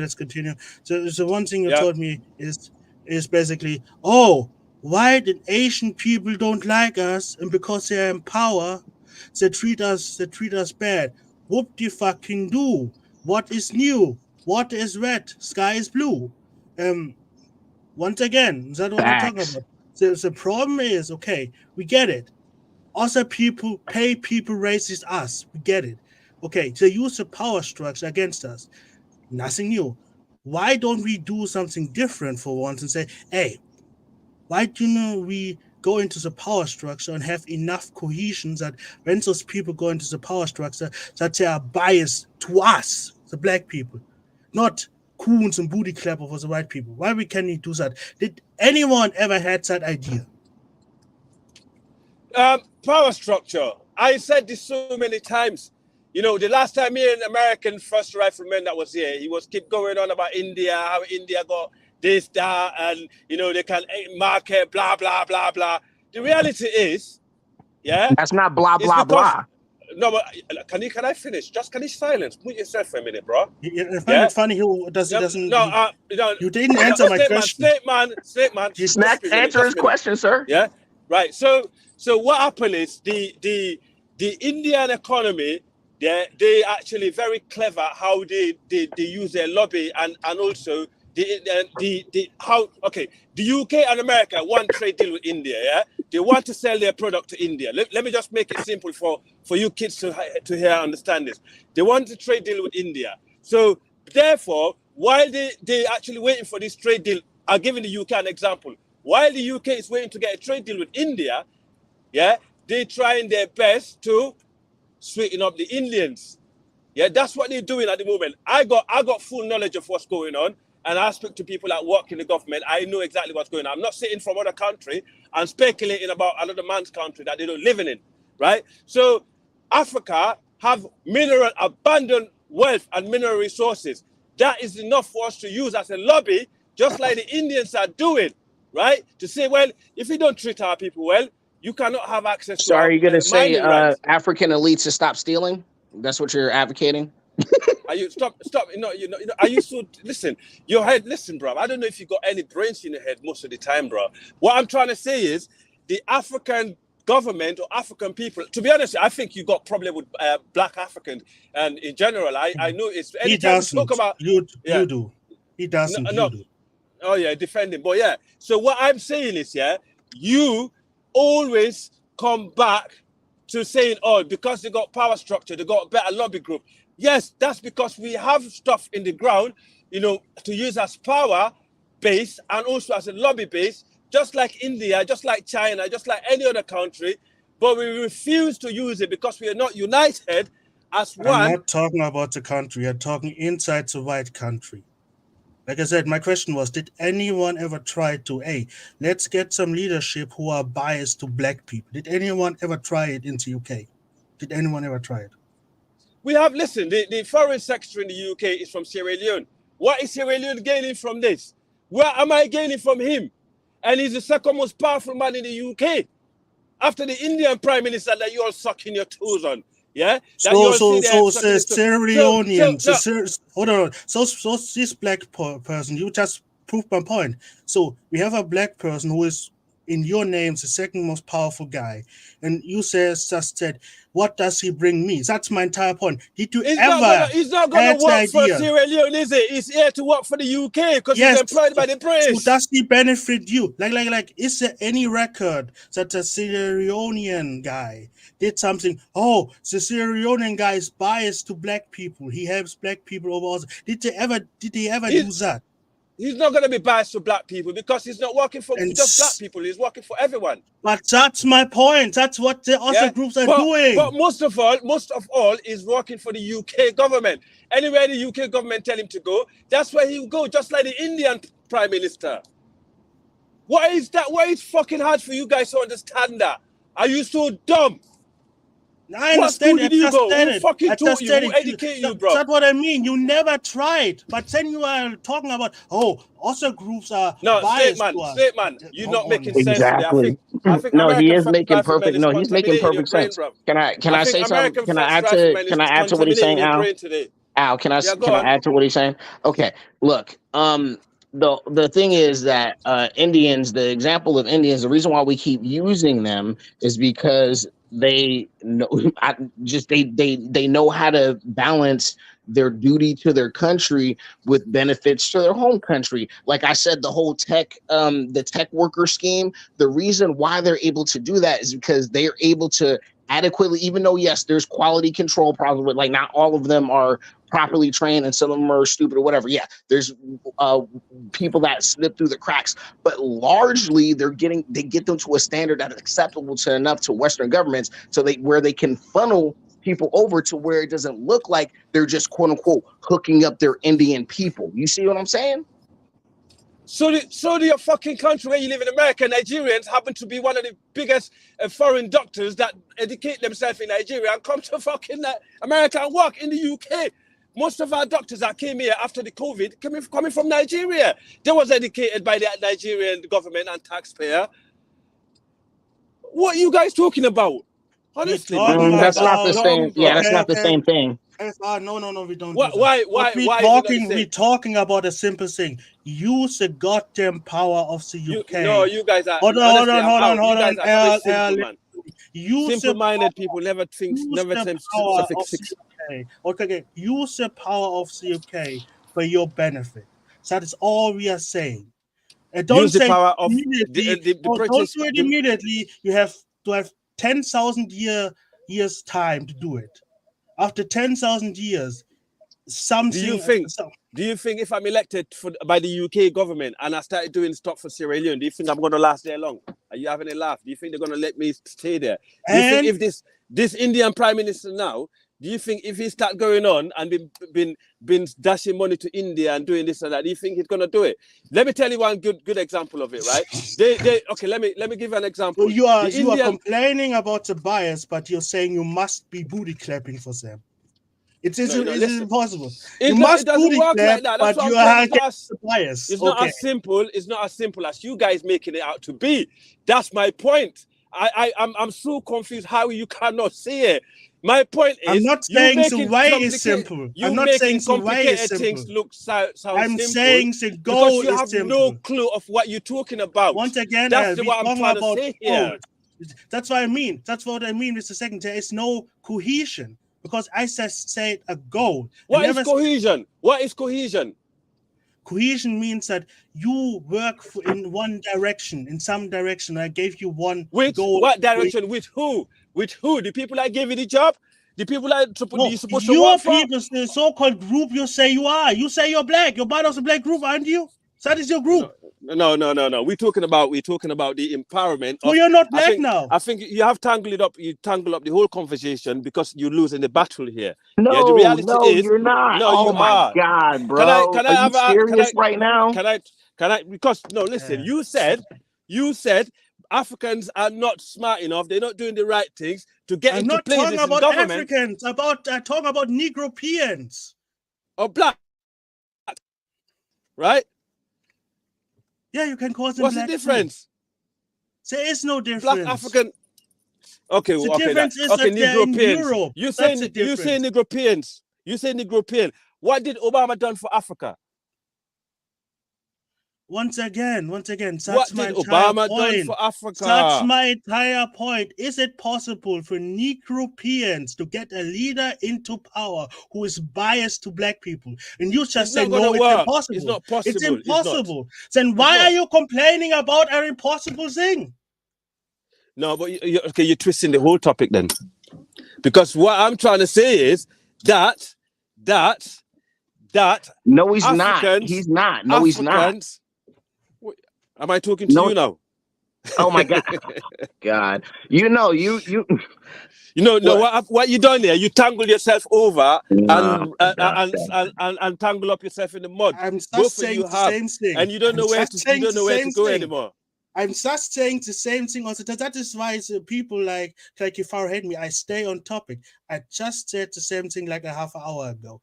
Is it possible to get an African leader into our European or American system being biased to black people? You said it's impossible. Okay, when the system is not possible, why are you complaining? Me, I'm not. Did you hear me complaining? I am not. You just brought up stats that in a white. It is possible. It is possible, though. Complain about white people. It is possible. We have an Indian prime minister in the UK who is biased towards India in his policy positioning. Yeah, but I talked about black people, you want man. We at FR said also people can do it, but is it possible for us to do it? And AL said, no, it's not. Impossible. No, I said it's not. We've never had the opportunity to disprove that. We had Obama, who was just a debutant into that space. So we've not had sufficient enough of black at the top of the global pyramid. That's why I gave you 1,000 years. That's why, because I'm a realist, I know it takes time. That's why I gave you 1,000 years. Do you think, one man, after 1,000 years? Yes, it would be possible for Negropeans to have a leader, black leader in power who is biased to black people. Let's use here UK. You think it would be possible? It's funny. Do you know what the funny thing is? Yeah, in 1,000 years, by the way, there will be no black people. The world is going to be coffee colored in even 100 years, not even 1,000 years. Yes, there will be no racial disparity. The world will be coffee colored. Man, so stop bullshit. Hold on. One man. Do you know recently Richie Sunak, the last time he went to see Modi for the British-Indian trade deal, you know what Modi said to him? We're not ready for the deal yet. You have to wait, right? So the reason why he was put in there as a prime minister, it was to actually finalize his deal. But the Indian prime minister is so smart. He's like, hang on a minute, we haven't had enough visa for the UK yet. So by the time, so let's leave it. Give you another year. I'll be ready to give you a trade deal. So England belongs to the Indians now because Modi vastly superior to Rishi Sunak, and Rishi Sunak is not even a British Indian, even though he was born here. Whatever it is, you don't be fooled by his accent. It's an Indian. It's a real Indian. You know. Yes. But no, one man, you also said that if you are into British, into UK power structure, you are UK first. You cannot be biased to any other country. There is no bias. You can't. We know that, bruv. Because this is will not let you say that. You can't be biased. You can't be biased on some level, but it's not as easy as it's much as easier than what you think. It's harder than what you think it is. For example, the visa-free side of it. Yes. Like, for example, right now, the biggest people coming to the UK, is it going to be a natural thing at the moment are from the Indian continent, right? Because the Home Secretary is Indian, the Prime Minister is Indian, right? And also, you're going to get people that work in the Foreign Office, that's going to be Indian. So it's going to be easier for them to come over. However, it's not as simple as saying, I'm going to give 1 billion pounds to India, or I'm going to take this industry from the UK and move it to India. Never said that. And so visa. What is visa? Visa. Is that what power is? Is No, our no, I power structures. just said, once again, you must hear to me. You must not make my narrative. I stay on my point. Is it possible? No, you're not. No, Yeah. I am. Is it possible for a Negro or a black guy, basically someone who is black but more Western? I Is think it I've possible? answered your question long time Is ago, it- but you chose to ignore it So again. it's not I said- possible. So I the said it's Indians not- can do it, Hello, but we can. hello, can you listen? I said it's not as easy as you guys think it is. It's more complicated. Well, once again, I'm not talking about easy. I said possibility. Is it possible? Is there a 1% chance? Everything is possible in this world. So when it comes But to you just possibility, said it is not possible.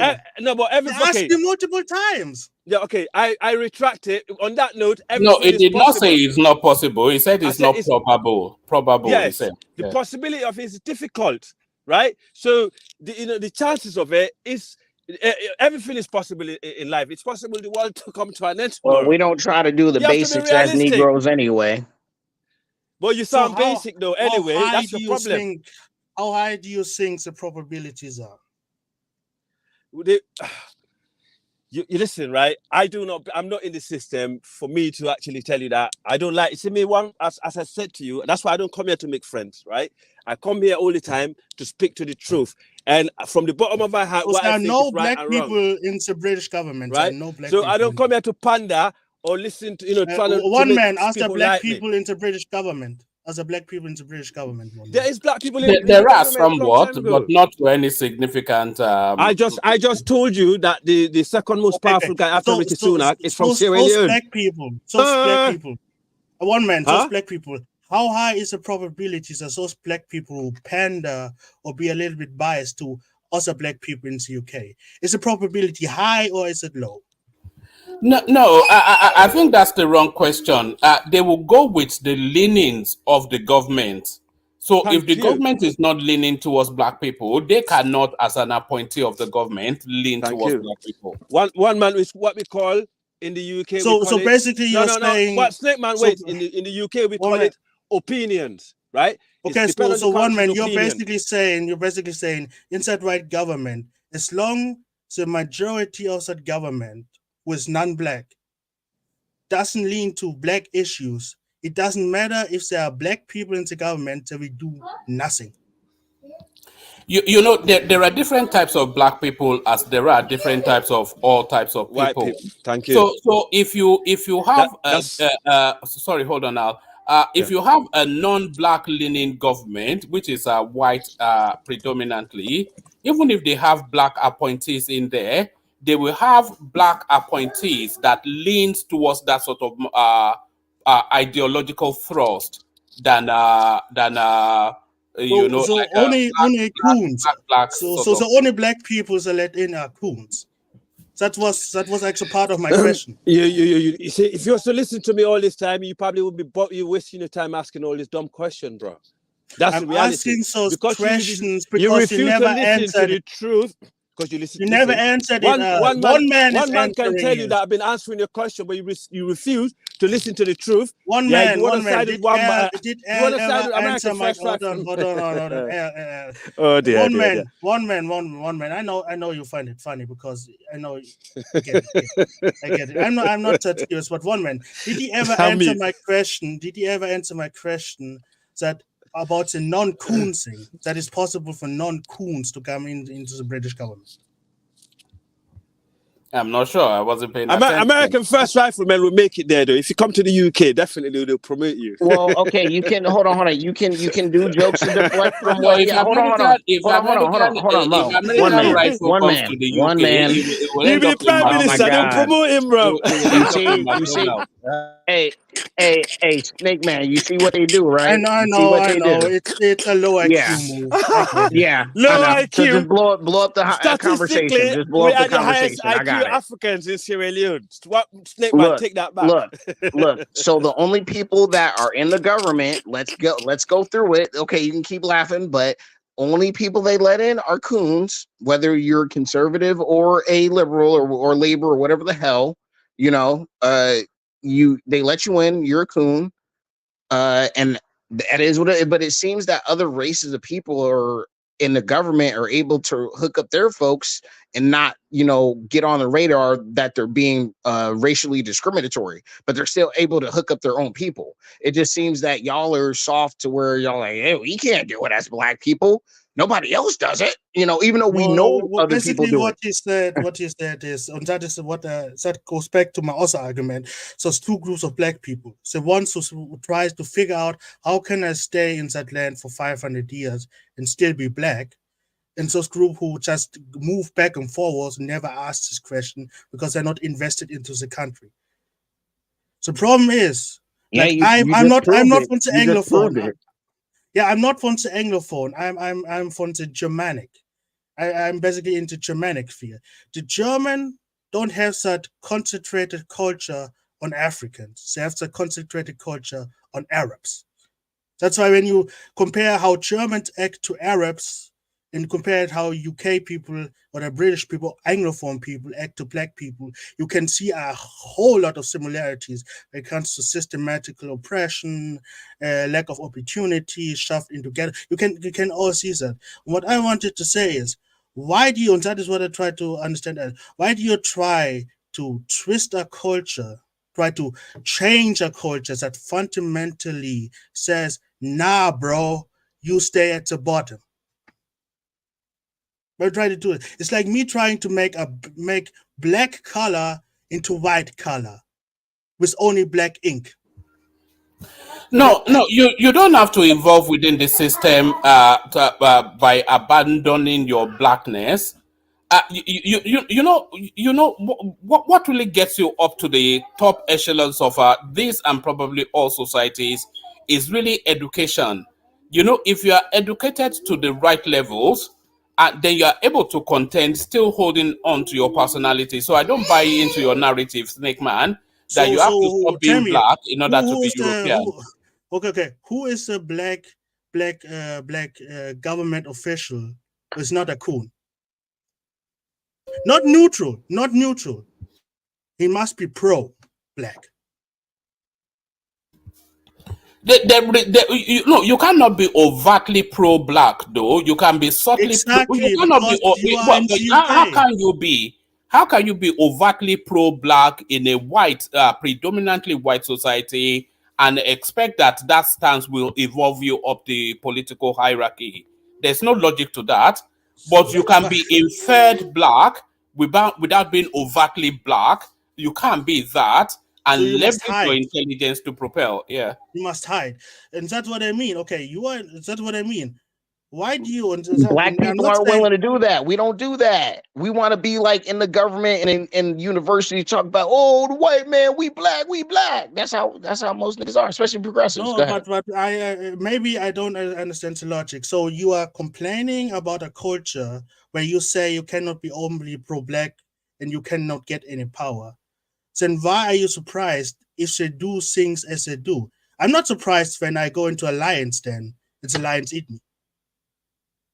Now, I know that my people will cry, oh, Snake Man, why do you go in and into the lion's den? You are low IQ. Why did you do such stupid things? I get that.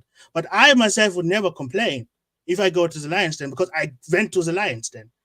What do you expect that the lions start talking and say, oh, have some tea and crumpets? I think you're also being a little bit unfair, Snake Man. Because if you look at the evolution of black people within westernized politics, it's a new space. Black people are just coming in now. We actually had a Nigerian woman contending to be the prime minister just when we had Rishi Sunak now. And she was a debutant into that space, and that narrative was just debuting into that space. So if you converse that against sort of like the American Jewish experience, who have been embedded in the American politics for pretty much since the creation of that country, to the point that they now essentially control that country. So you can see that we're at a different phase of our evolutionary phase One into the man. westernized. Guess why in my example I gave you 1,000 years. It gave you more time than America existed. No, you don't need 1,000 years because the template is already there. But the processes of infiltrating into that westernized Takes time. politics is already I'm already very afoot. positive. You must understand. If I give you an example, I always give you the most favorable example. Doesn't mean you need 1,000 years. I just give you 1,000 years because I know it takes time. I never said now. There is a good chance that the UK will have a black prime minister within the next 30 years, thereabout. And there's even a sporting chance of that black prime minister being a Nigerian. Because that glass ceiling was broken by Obama, and we've seen it replicated in the UK and Scotland. So that evolution is actually fast tracking a lot more rapidly than you are probably suspecting. Come on, man. By that logic, the glass ceiling was broken in the 1800s. The first Mexican president was half black. Come on, stop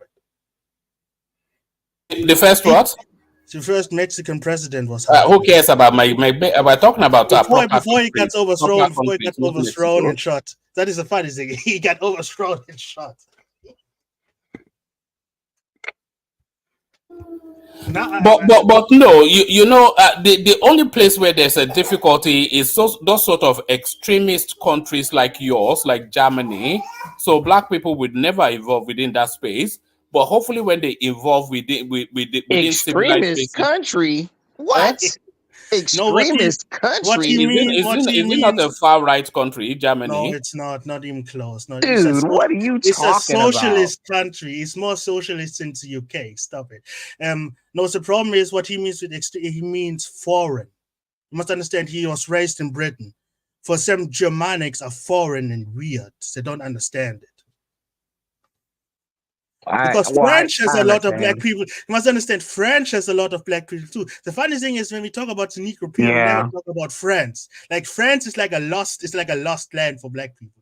Even there are a lot of black people. Even American blacks get all sissified when they think about France. Like seriously, we have this romantic, loving view of France, even though we do have like Creoles and like people in the South that do have tenuous connections to the French, whether it be through Haiti or whatever, or through white French people. But like American blacks, especially black women, have some weird thing about France, and I don't like it. Because I'm just gonna be honest, I like English more than I like French part of America. You know, because we have kind of that meld in America. The French black they are ghettoized blacks, though. French blacks, usually they're the classless blacks or the French ones. Yeah, you're right. And also the French system. Listen, the only white man I could basically, you see the Englishman. For me, they come to the top out of all the white people I came across. The reason why they are, because they're very tolerant people in general. You obviously got the racist ones in there. You're gonna get that in all groups, which some of us find it difficult to come in terms with. That some people can be racist, some people can be prejudiced, some people can be certain way. You know, it's just nature. In Africa, we got tribalism that's killing us, but then we actually tend to ignore that. You know, we come here and say, oh, there's no racism, there's no tribalism, there's no other thing. It's like, come on, man, people are like that. But I'm telling you what, the Englishman come to the top. If there's any white person, and I actually anything, I can counter you. It's the Danish.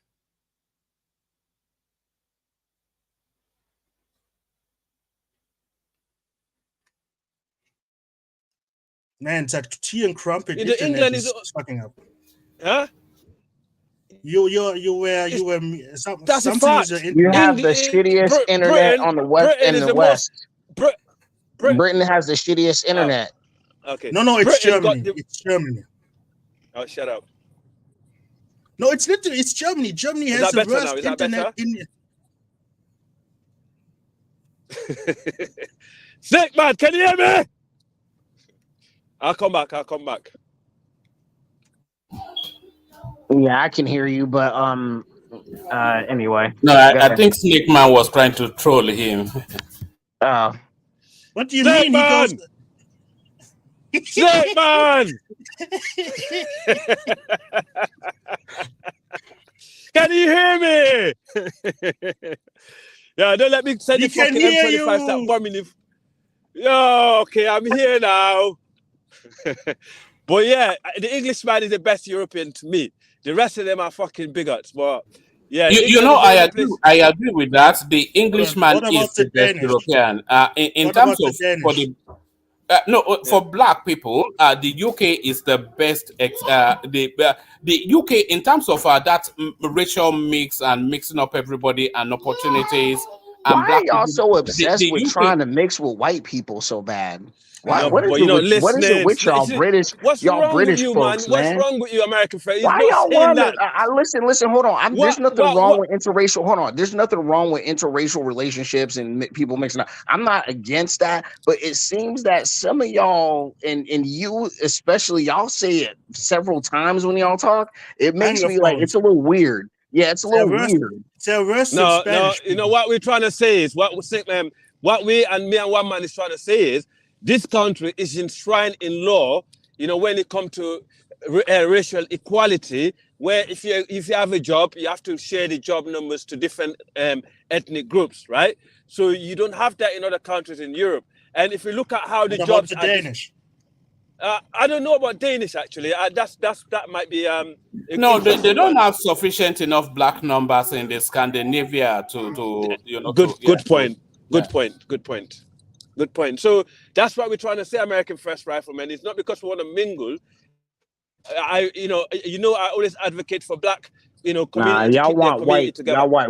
Y'all like white women's wombs. I'm convinced No, of man. that. Okay, listen.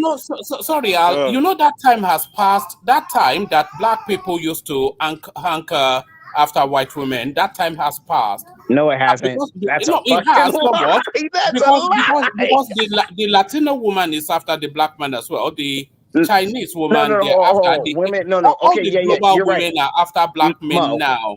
So they don't Mo. narrow to the Mo. white choice anymore. Mo, because black men to a certain extent globally are kind of like a fucking handbag because of the entertainment industry. Okay, they're not getting with us largely because we're freaking scientists and this guy's gonna build something great. It's like he can dunk a basketball and like he got swag in these ugly ass jeans that cost $500 or something stupid like that. So that's probably why a lot of women globally are after black men or whatever, which is whatever. But but the thing about it, y'all are on some. There you go again. Yeah, There you go exactly. again. American There you black go men. again. Yes. No, he's right. No, he's What, right. what does it matter if you get the No, girls? listen. You know why he says American black men? Because there's a reason why Nigerians and all these other dudes run around and dress in a lot of these same companies that black Americans dress in because they want that same type of attention. I think it's stupid because if it's me and a Nigerian guy that dress in regular slacks,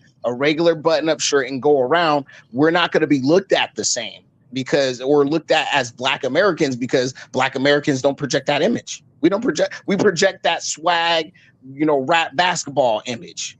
Like that's what we project. So of course women are going to want to go after that. Well, today in the UK, yeah, but not anymore though. The not global, anymore. Oh, hold on. The global black flavor now is, I'm not sure if you've noticed, is actually turning towards the Nigerian. It used to be that Americanized black flavor, but now it's Nigerian. Yeah, I can agree to a certain extent. Because we are the second closest thing. We are loud and we are arrogant. They never will go for the Somalis. Well, there's several reasons why. Listen, Somalis are ugly and way more violent than Nigerians are. See, I didn't see crazier. No. Somalis are 1,000 times crazier than Nigerians. I'm sorry. Why saying that? Why saying that? Because I've seen enough anecdotal evidence in my life that I've seen Somalis act way more inhumane and crazier than I've ever seen Somalis act, or Nigerians act. Or whatever. So I'm honestly, bro, I actually struggle to really understand you. This is the genuine. I told you my anecdotal experience. I told you I didn't say it was true. Okay, I think you defend anything other than black or blackness or African or African American. I just defended Nigerians. Nigerians, dummy. Defending Nigerian by insulting another African group. You defending one African group by insulting the other African group. I'm not How is insulting them. that? I'm just saying what I've seen. Hold on, hold on. No, Do you think no. all Africans are equal? Hold on, me, mate. Do you think all Africans are No, equal? No, not You equal know, treatment. I've never really understood why Somalians always get a mention when we're talking about human beings. Yeah, no, one man, stop. Don't let me Somali brothers come for you, man. Left. Yeah, one man, don't let the accident come for you, you know, bro. You know, don't let the accident come with the axe. Oh, God. This is getting interesting. Let's focus on black talk, yeah? Now, what I have one interchange. Somalis are man. decent people. Most of the Somalis I come across with, they're actually really decent people, man. I don't know sometimes, about those, but those in London are mad, though. I can see that one, man. Those in London are just different category, but those are living nicely. They're like barbarians, and they really the ones in London. One man, they're not barbarian. Do you see those movies with those gray aliens? Sometimes I have the feeling Somalis are mixed with those aliens because of the hairline. Like it started to ears. Nah, it's the hairline. The hairline. Are they the most? Are they even black? That's the first question. And are they the most unattractive? They're Semitic. They're Semitic. Are they the most unattractive looking black people? And I'm saying people because I'm encompassing the male and female. The Ethiopians, you will struggle to find a more beautiful black woman than a beautiful woman. But yes, Somalis look hideous. Somalis look hideous compared to Ethiopians. Yes, you will struggle to find an uglier looking black woman than a Somalian woman. What do you mean, man? Look at me, Somalis. Look at me. I'm the most beautiful man in all of Africa. Well, I don't know about that. One man. The Somalians are some of them are really, the women are really attractive. Some of them really attractive. However, 5% of them. Do you see what I mean with the aliens? Can I talk? The hairline is actually come from, I think, to do with the headscarf, maybe that they wear in the head because it kind of, that's African. Or maybe it's to do with the East African admixture in them. They just got huge foreheads. Let me just finish. They got huge foreheads. If you look at Kenyan, let me finish. Hold on. What do you mean forehead? That's not a. This is an example. Hold on. This is an example right here. That's not a forehead. That's a 5-head. That's a 5-head. Did you see what I mean? It started to ears. The hairline started to ears. Yeah, so stop saying it's a freaking headscarf. Like what the fuck? Yeah, I'm gonna go out in a minute. If you're gonna start bashing Somalis, I'm not gonna be part of it. Nobody bashes Somalis by telling the truth. Them, hey, look, they got a special hairline. That's it. If you want to have a good hairline, mix with the Fula then, because we got the best hairline in the country. Look, my kids are screwed. So with my hairline, so it's over for them. So the best thing American I can first rifleman, you look like Fula. You look like a Fula man and Igbo cross. No, he actually looks like an Igbo man, doesn't he? He looks like an Igbo. He got the Igbo head with the Fula. He got the Igbo head. He got the Igbo head. I can take that, but I'm not a Fulani. I won't accept that. He's like an Igbo man who mixed with northern African. Yeah, well, no, not aliens. No, for an African. You know what? American first rifleman. I know you don't like Fulani people anyway, because that's one of the reasons why I think me and you got problem. Because I have nothing against them, but they no. You listen. You want to come to West Africa and you don't like Fulani people, and you coming on live TV. No, I have no problem with Fulani people. It's just, listen. Once I started learning about Africa, listen, this is what happened. I started learning about Africa. About Fulani. Hold on, you go to Afro-Demos, you think you know about Fulani. Hold on. Massive. No, hold on. I don't want to disappear and explode. Listen. Once I started learning about Africa and the different East Africa, West Africa, and the different tribes and all that, Fulani kept coming up a lot from everybody. Okay, so I'm like, what is it with that? Everybody was talking about Fulani. When was that? Literally, listen, from this panel, from Cosmo's panel to other platforms, when Africans get together, different Africans get together and start talking, people start talking about Fulanis a lot for several different reasons. And so they got something going on. They need So to then you fix jump on the bandwagon. Then you jump on the bandwagon here we thinking, go. oh yeah. Y'all but gotta it's a fact. y'all gotta fix a couple things about y'all culture and y'all be good. I think it's an American thing. I think it's an American thing. Because here in Germany, no one talks about Fulani. You're funny, man. Yeah. Well, I'm just being honest. You I didn't even know what a Fulani was 5 years ago. I didn't even know what Fulani was 5 years ago. Because you're gonna be in trouble. Okay, see, this is what I'm talking about. No, you didn't. This is what I'm talking about. You're literally threatening my life. Until it's see, look. See, he's already like the see, look, those Fulanis are gonna kill you because you was talking slick. That's literally what you're saying. See, this is why people have a problem with y'all. That's literally what you're saying. You're being you're not listening. I was just okay, go ahead. Go. Yeah, go so you've been listening to Radio Biafra, you've been listening to people that which radio you been listening to? No. Don't insult my noble people. No. I talk to Africans from all different. I'm not talking to people. I'm talking about. Do you know why? From, like, do you know why? Listen, because they're jealous. Can I tell you? They're because jealous. They're jealous. What are they jealous of? Oh, I got to hear this one. What are they jealous of? Right. Because they don't have this. They don't have the same look. They're jealous. They don't have the skin tone. So they're jealous of your looks. They're jealous. They don't have the. They don't have the might. They're jealous for so. They're jealous for so many reasons. What do you mean? The people that have land? Do you mean the people that have land? Do you know how many lands? The water table of West Africa. The water table of West Africa. Do you know where it is right now as we speak? It's in Fula Jalon. We have 4 kingdoms in West Africa. 4 kingdoms in West Africa. You mean countries or kingdoms or country? I don't. What? Are they legal entities? Yes, the kingdom of Fula Jalon. Hold on. Okay, land that point, Al. Yeah. And then let Nakmizi come in. Well done. The kingdom of Fula Jalon today, where is Guinea located in central Guinea, is the water table of West Africa. Yeah. So it's the water table. I hope you understand how important that is for the survival of the entire. Guinea, right? Let me finish. It belongs to the state of Guinea, right? Right. Let me just finish. The water table of West Africa is in our kingdom of Fula Jalon as I speak. Do you understand me? Yeah. The other kingdom, Guinea's property. Guinea, Republic of Guinea, where we're the majority and where we are the wealthiest people in the country. Most of the wealth in Guinea is not bauxite. So it belongs to Guinea, not the Fulanis. It belongs to Guinea. The ones in Guinea, yes, the Fula in Guinea, which is a majority. Are you going to keep deflecting it?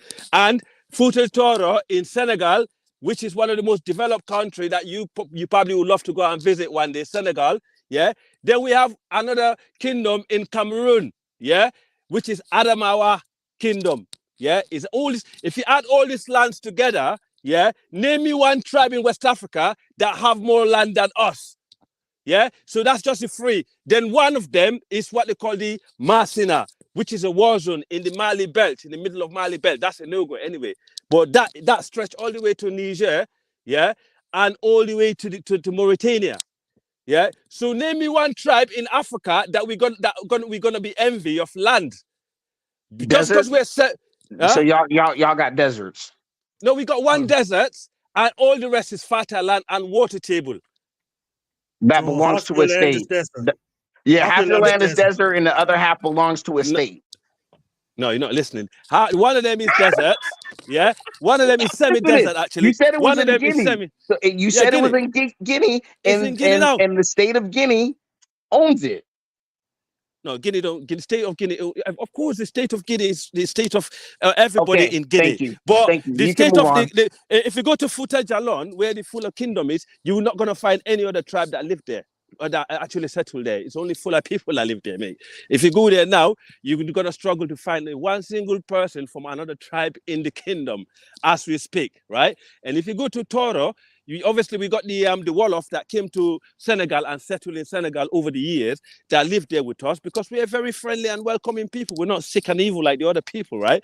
And also, if you go to Cameroon, that's exactly why every other race of people say bad stuff about y'all in Africa. Yeah, like but just because someone say bad stuff about you doesn't mean it's true all the time, though, is it? Preach, my brother, preach. Yeah, exactly. So when you talk about you was on about land because he's trying to go say, oh, Fula don't have enough land. So if you put all this land together that's spread out, there's not one single tribe in Africa that actually matches. And also, as I said, Okay, nobody wants desert land. No, but what Futa Jalon is desert, is it? I just mentioned the Eh, water table. Come I on, just stop the mentioned the trolling. water table. He's trolling because he's jealous. Man, He ain't let got no not land. easy go. He's Let's just sad. go. Just give it up. Just go. You're jealous, African American. I'm man. not jealous. Hold on, You're guys. jealous Hold on. and you're envious, and I think it's affecting Hold you. on. It's not good for health, you know. Whoa. I will Not introduce Is a Fulani trying to throw shots at Black Americans? Yeah, Come on, he is. yeah, We're not jealous. easy, No, man. no, we're In jealous. what Not easy. universe? We're jealous. That We're means you jealous. look at that means you that's Saloma, but no fuck with me. Oh. No, I asked What's him up? why What's we're up, Al? jealous, and he couldn't answer I'm it. good, man. I'm good. Okay, All right, like brother. easy because you are the Yeah. smartest here on the panel. Is That half means of the that Fulani? means Hold on. he was. What's that? Is half of the Fulani tribal land in the desert? Oh, absolutely. Guinea. It's mostly unusable land. Where is that? And if Which one? they had land that was worth anything, their goddamn cows wouldn't be eating all the farmers' land, off the farmers' land. Correct? You know why? That's because Pretty they're clever. much. They don't want to use their own. They rather go. Oh, So that's they're what they thieves. normally. So they're thieves. See? So Yeah, they're thieves. They're nomads. They're thieves. It's one of the two. It's one of the two. Either their land is not fertile and it's dusty desert, or they're thieves. We got. I already mentioned Cameroon, northern Cameroon, mid belt of Guinea, Senegal, and Mali. Which one is a desert? The one in Mali is a desert. Yes. Brother, the one in on. The one in Senegal. Listen, my Don't forget brothers. Niger. Let me just finish. The one in Senegal, we actually, as we speak, we actually building a green belt on it. Yeah, because none of you lazy ass Africans are doing anything about the desertification in West Africa. Our ancestors, my current people fought the ancestors. As we speak, they're actually turning that part of the Fula people and the Soninke are turning the north of Senegal, the Toro area, to a green area. Kaiser actually sent a video to Kaiser and one man recently. So that one there is desert. Some of it is today, but give it 10 years, that would be all rainforest. It's actually changing as we speak. Yeah. Do you know what I hear? What about the Jalonques? Did the Jalonques give you guys refuge? Oh, sure. You coming up with that? Let me tell you. No, I'm asking you. We did not chase them out. Okay, the Jalunke chased the Baga out, and then we chased the Jalunke out, and that's what happened. No one gave each other refuge. Everyone say, yeah, mate, come push. They're coming. You need to make space. Yeah. So this is what happened. So the Jalunke chased too many people out of Futa Jalon. So and they settled, and then later on we chased the Jalunke out. This is what happened. But unfortunately, but let me tell you one thing. Why doesn't anyone like? Not Maisie. Why Do you know the Fula? anyone? Do you know the Diallo branch of the Fula? You know, the Fula is not really the Diallo branch of the Fula. When you hear Diallo, most of the Diallo, their mothers are Jalunke. Yeah, they're mixed. The head of the Fula in Guinea today, as we speak, which is the head of the Fula and the boss, is actually a Jalunke and a Fula. His mom is Jalunke and his dad is Fula. So there's not a lot of difference between Jalunke and Fulas today, bro. You know, let me ask you a question. Who's the most famous Fula in the world? For me, it's Alpha Yaya Jallo and Boubacar Biro. For me, they're the two ones. What are they? Football players? Oh, well. Okay, well done. Alpha Yaya Jallo is the one that Iman Samori Toure, the two that liberated fought against the French invasion. Boubacar Biro, he's the one that fought against the French and the Portuguese invasion in Futa Jalon all the way to Guinea-Bissau. He's the one that annexed Guinea-Bissau after the I think around 1795 or 1725, one of them. But so you got two. And Samuri, but Samuri was a Mandinka. He wasn't a Fula. So I would say Alpha Yaya is my favorite and is the most popular among us. And In fact, the biggest military barracks in Guinea today is named after him. That's his legacy. And the second biggest is Samori Toure, which is named after Samori Toure. Yeah, so these are the main popular figures of the Fula and the Mandinka people of Guinea that actually, fought colonials in the recent times. So I would say Alpha Yaya Jallo is my most popular one. Yes. No, I mean currently, like who's popping? That's a Fulani right now. Who's popular as a Fulani? The thing is, we don't do that. It's a Fula people. If you know Fula people, is Buhari, the former Nigerian president. No. Buhari, I don't. Yeah, Buhari. Yeah. Leave Buhari alone, man. He's not popular to Fula. Fula people don't even know Buhari, man. Now this is a fact. Fula people don't know Buhari. You don't understand how the Fula system works, what we see as important and what we don't, and who we see as rulers and who doesn't. I think we know what you see as important is cattle, isn't it? That's all it is. You are just cattle. Yes, cattle herders. Yes, I tell you what, one cattle is about $500. So you can see why it's important to us, right? One cow is but $500. why do you guys let them eat everyone else's grass? That's why you guys haven't smoked in Nigeria. Having smoke, that's why we give him smoke, you mean? But that's because these farmers y'all give it to. Y'all give it to. That's y'all send them little boys. Well, the thing is, what's his name? The cattle herders, these are 1% of, probably even less than 1% of Fula people today. So I don't know why people keep bringing them up when you mention Fulas. They're 1%. So it's like bringing up 1% of Yoruba or Igbo and say, why do people like that? So it's like you're just getting the whole concept wrong. This is why you don't understand about us. And you can never, until the day, you can never understand us. Yeah, I cannot. Are you guys like the Jews of Africa, like a landless people that just they're the Kurds of Africa.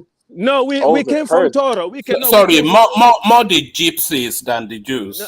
Gypsies, I think that's quite harsh, one man. For a superior race, that's how can it be? What are you talking about? Gypsies are not superior race. What are you talking about? They're actually the most inferior people on the planet. Actually, they're below Africans. Oh, gypsy. Yep, that's pretty low. Yeah, that's what I'm trying to say. So how can you compare gypsy to a superior race like Fula? Do you understand? Because you're down and they're really close to gypsies. Like, hopefully you understand this.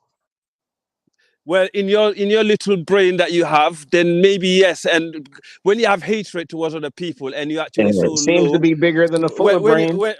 When you have a low IQ and a low brain and low self-esteem, I wouldn't be surprised that would come. See, why can't you just accept the fact that your people have problems? That isn't easier to do that. My people don't have problem. We're actually really good. We're doing really well. If only you can focus on your own people. Well. If we're not doing well, you travel to West Africa and stop listening to online fucking shit. You travel around West Africa. Speak to people that travel around West Africa and tell me how. The people from West Africa that tell me this information that I have now. No, so hold on. What they tell you and what happened not the same. You're stealing people's shit. You're stealing people's shit. No, hold on. He admit that. No, one day we steal anything. Not one day we steal anything. You guys steal cows. You steal wives. The Wadabi, they go and steal wives. Yes. True or false? Sorry. One moment, guys. Mr. Triumph, make sure your mic is switched on. Your device is not connecting properly. Mr. Triumph. Right. So let me just expose one thing, right? When I was young, I never had one thing online or no one ever talked about Fula people in anything until Buhari came to power in Nigeria. And then I started seeing stuff online. That's actually when I started, getting involved in some of these conversations. And when Buhari came to power in Nigeria, and then that's when I actually started realizing and understand about the civil war, the Biafra war in Nigeria. I never knew about Biafra war growing up in Sierra Leone or in the Guinea Coast for that matter. That's Sierra Leone. How many cows did he buy for himself as a general? How many cows did he buy? Can I finish? Because you wanted to hear some answers, right? Yeah, I want to hear something, but then answer me if you guys are allowed to marry your cousins. That's most tribes, not only the Fullers. Most tribes are allowed to marry their cousins. Yes or no? Are you allowed? Do you guys marry your cousins? Me personally, my family background, no, but some other Fullers will do it. Yes, and that's not limited to. That's not limited to Fuller. That goes to most tribes in West Africa. Yeah, but didn't you say that most tribes are Fuller people? Most tribes have Fuller blood. Yes, most Fuller have other blood. Yes. That's what my mom is Mandinka, yeah. My mom is the Berete, the Mandinka branch of the Berete. My dad is a pure Fula. So that's how we are. And in fact, my dad as a Fula, his great grandmother was a Soso woman. Yeah. Karimu, the Karimu family. So I can trace all my ancestors back. That's the difference between us and the other people. But the reality is, when there are a lot of people that will speak Fula, they will claim to be Fula, but they're not Fula. There's some Fula that don't even speak Fula. Can I ask a question? What about the Fulani people in the Central African Republic? They in Central African Republic, I think they went there after the end of the Danfodio reign, right? With the Hausa after Cameroon. They went down there to spread Islam. And over the years, and I think now they are fishing community instead of cattle herding, right? But I don't know that well. I can only speak about the Fullers from the Guinea Coast, where I come from, because we're a very large tribe. In fact, I think we're over 40 million in numbers in Africa, but some people say it's more than that. But in the Guinea Coast, around where I come from, I think we're around probably 20 million or 15 million, if you count Sierra Leone, Guinea, Senegal, Gambia, all these countries in the Guinea-Bissau, we add them all together, we make a significant number. But I don't know about those in Nigeria. In fact, I did not even know about Fulani in Nigeria until I got older. I never knew anything about the Biafra. You didn't know? No, not at all. I never knew that Fulani in Nigeria. So when I started hearing all this guys stuff, are undercover Balijo. You're undercover Balijo. Yeah. So when no, you can see what you like. But when I grew up and I started hearing, especially recently when Buhari got to power, this guy is a Fulani. In fact, the word Fulani, we don't even know what Fulani means. Growing up in Sierra Leone, because we call Fula or Fulbe or Pullo. Fula, we say Pullo. If you're a Fula, you say Pullo. Yeah. And not all Fula people are gypsies or nomadic. Now, 90% of these cow farmers are semi-nomadic. These people got their beautiful villages up there, living a really nice life, but they travel with certain group that work for them, and they employ other people that are not also Fula to carry these cattle around the West Why African do people region. have so much smoke for the Fula then? Why? If you look, most of the in the Guinea Coast, the Fullers are the middle class, right?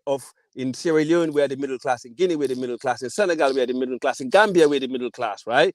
So if these so-called gypsies and the low class have poor this people such are hating advantage, on you. That's why they don't like you. They're hating on you because you got washing machines. I don't know. For some reason, we're doing well for ourselves. We're doing well for ourselves. The tribes You don't even that doesn't believe like that. us, the tribes that. What do you mean? I don't believe what? You don't believe what you're saying. Are you having a laugh? Yeah, but because you're being ridiculous. If you don't believe Fulani no, are the you middle literally class, just said people are hating on Fulas because they're middle class and they got washing machines and they got disposable income. That's a good reason for people not to like you sometimes. But I think what happened here, I think the question I'm going to get to now is start from from Nigeria. I think it's all that online internet propaganda that went on against the Fullers, and people started to believe it, and eventually it will backfire, because that happened years ago. And then we had a guy called Yaya Jammeh in Gambia that started actually targeting these Nigerians. He was actually executing them live. Yeah, because when rumors fly from that part of West Africa to the coastal side where we are, we're watching you and we're seeing what you're doing and the propaganda you're spreading against our people. You're going to end up walking in the trap. So what happened is, over the years, people in Nigeria have some, I don't know what they got. The reality is the Fula are not the only tribe that actually left, Mali Empire and come to other countries and settle or conquer. But for some reason, let me just finish. For some reason, it started in Mali. the neighbors. Yes. Since starting Yeah. Nigeria. No, listen, not listening. For some reason, Mali Empire fell. When Mali Empire fell, all the tribes that used to be in the Mali Empire left Mali and they conquered the other African tribe and they treat them horribly, horribly bad. I will send you a link to it, right? This is not the Fullers, yeah? We're not the one that came to Guinea and conquered Guinea and slave these tribes in Guinea and actually maltreat them, Guinea-Bissau, all this other coastal country. Yeah, we did not do that. The only place that we came and fought and conquered was the Fouta Jalon that I mentioned earlier. That was the Jalunke that was there. But in fact, the Jalunke conquered the Timini, and they moved the Timini from Fouta Jalon to Sierra Leone. And the Timini, what they did is they conquered the Bulong in Sierra Leone, right? And what the Bulong did, because the Timini and the Jola and the Kissi, the Susu, which is a majority, they conquered the Baga. So it was one tribe conquering another tribe, because of the Mali Empire crumbled, we've been invaded. So they come in, the Mandinka came in and they conquered the entire West African coast, all the way to Ivory Coast. As we speak, they still are in control of the zones, are part of some of the points that I pinpoint just now, that's totally independent to us. But the rest have been conquered by the Mandinka. Yeah, but then the thing is, we are guilty for that. Anyway, the Mandinka conquer, the Fula come in, because we're brothers, we allies from the Mali. We come in and open businesses, we work together, we help strengthen that conquest, But unfortunately, in Nigeria, for some reason, they haven't forgot about Danfodio. People in West Africa, like Guinea, Liberia, Ivory Coast, they never talk about the other people coming in with there and conquer and settle and blah, blah, blah. They don't talk about that. But in Nigeria, for some reason, they're the only people that still talk about the Fulani coming to settle there. So on that note, they look at the Fulani as an outsider, but that's a sad, it's a mistaken fact, because the thing is, the Fula that came to northern Nigeria they did not come there during Danfodio, they came there during Sunjata Keita. When Sunjata Keita was building a fort from the Fulas that you see in Guinea, where St. James is from again, Burkina, the Fulas in Burkina and to the border to Niger, yeah, were sent there by Sunjata Keita. It was a fort that was built to protect the Mali Empire. Some part of northern Nigeria happened to be one of those terrains. That's the time the Fula and the Hausa started interacting and intermarrying for so many years before, way before Danfodio. Way before Danfodio. So in fact, northern Nigeria was conquered by Sunjata, was destroyed by Sunjata Keita before Danfodio, but never one person talk about that. It's all Danfodio. I think it has to do with the things that we see all as the same from the north. No, unfortunately, you do see, like, if I go there, if my cousin, who's a Mandinka, went to Nigeria a few years ago, they all calling him Fulani. This is one of the reasons why Nigeria have a problem in the western coast of Africa, because they go there, they think, hang on a minute, why are these people so hostile? And then next minute, you think, hang on a minute, why are you so hostile to my people when you actually come in here and settle in my fucking land? Are you having a fucking laugh? So you're fighting a losing battle. The more you hate on other tribes that came from the Guinea Coast. I think it has more to do with the Islam thing than actually the tribal thing. Yeah, I think you might be right in that. Yes, you might be. I think religion plays a big role. And I think that's why we struggle with the non-Muslim West Africans, as people than we do with the other group. So yeah, that might be an issue, but tribal was also part of it, because don't forget, Nigeria is a very tribal country. Nigeria is so tribalistic, you actually feel like they're still living in the 12th century. You can't believe it's actually a country that was built and founded, and by the people that managed to build the Edo Empire. Because you build empires in Nigeria, like the Edo and that, yeah? You'd have moved on away from this sort of tribalism and backwardness over the years. But I think it's a chronic issue. It's not affecting just the Fulani, just to make that clear. Clearly, it's affecting the entire nation. And that's the reason why a lot of people are suffering in your country today. So the more you like to pinpoint, I think Islam has been a problem. And I think also, that's one thing I do not agree with my people when it comes to that aspect. I think we've been Arabized, we've been made to feel like because we got a lightest color scheme, we are better than some of us anyway, because the real Fula is a dark Fula, the lightest Fula is an admixture. Those lighter Fula, in fact, they're the one that came to the Guinea Coast and enslaved the darker Fula and actually rule upon them, right? So it's this colorism and religion that is at play in most cultures, not just the Fula. And I think Islam has been a good thing for us in some ways, but I think it's been a bad negative effect on us as a general population in the coast. And I think I'm glad that I'm seeing some people are getting wiser. For my group of people are saying, looking at it on a different level and say, you know what, maybe we need to take a second look, you know, into this religion and how it's affecting our people and you know, the whole well-being of our goodness and our future. And I am born Muslim, but I am not the sort of person that will choose Islam before my own black brother. I would never do that. So until we actually start, Astaghfirullah. no, but you can say that I would never, because I feel like my own brother, yeah, my color, my Africanness come first before religion. And in fact, most Fula people that you see today, they might follow Islam, but they actually still follow the old traditional religion, which is animism. Animism is still popular in the Fula group, but it's haram. If they catch you doing that, then you're in problem. That is the reason why the Arabs always tell you you are not really Muslim. And that made well, that's why you think Islamic State is in the Fula territory in Mali, because they say the Fulas were practicing animism, and those in Niger, that's where this religion was really vast during the Songhai days, and it still is in our groups of people. We haven't got away from it, you know, because most Fula people wear what they call talkuru. It's like a leather, right? It's like a leather made like chain. But you got all these things that tied in there, yeah. It's all this black magic, black power stuff, yeah. That a lot of them still follow, and then Islamic State came in, and also, you know, we're very knowledgeable when it comes to the history, and we have the library of our. If you really want to know your history in West Africa, yeah, go and basically listen to what the Fula and the Mandinka and the Bambara is telling you, because they wrote your history. They didn't just read it. And that means you're a Jola. You know, let me give you one example of the Jola in Senegal, right? Because the Gola, in fact, the Gola came from what you call Liberia today, right? And the Gola, they were in Senegal at one time, right? Before the Gola got conquered by the Mane. You heard about the Mane? Yeah, the Mane I've heard of them, yeah.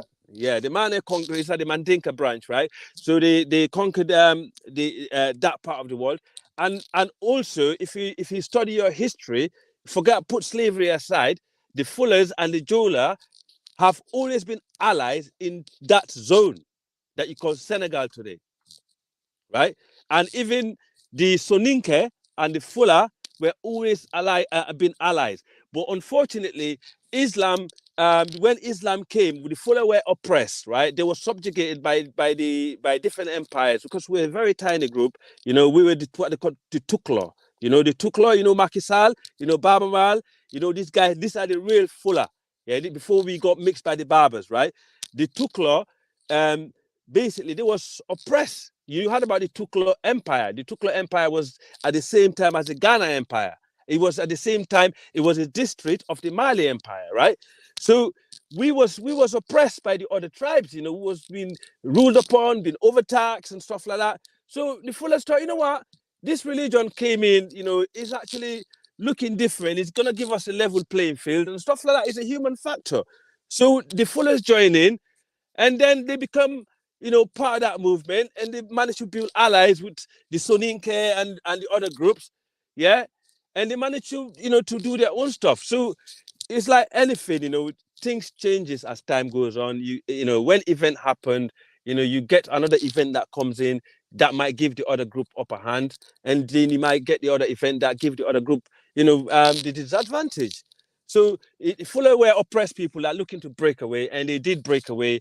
And the downfall of some of the empire is because of the the way the Fullers were treated, and they thought, you know what, we're not having it. Because the Fullers are very patient. You can do a lot of things to them. They'll be there. They wouldn't react. They'll be patient. They'll strategic until they manage to work out the strategy before they can say something. Then by the time you know it, they're already taken action, right? So that's the principles, right? And it's perseverance and being patient.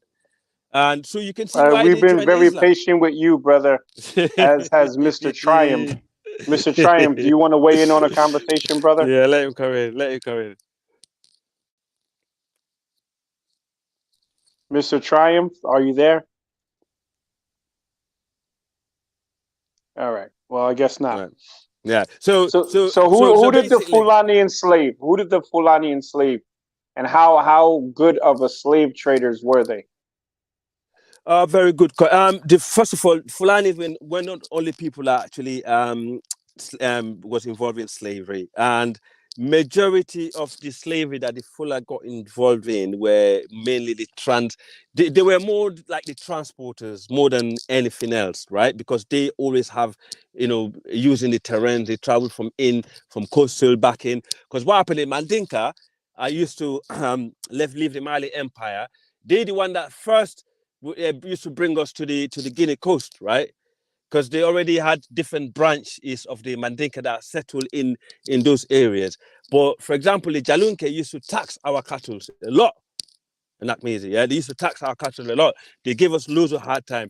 So, this has been going on for years and years and years. So years later, the Mandinka and the Fula strategized against the Jalunke, and actually managed to, to move them further down because Mali was getting hot anyway, and so this is after the Jalonke gave you guys refuge. This is how you repay them.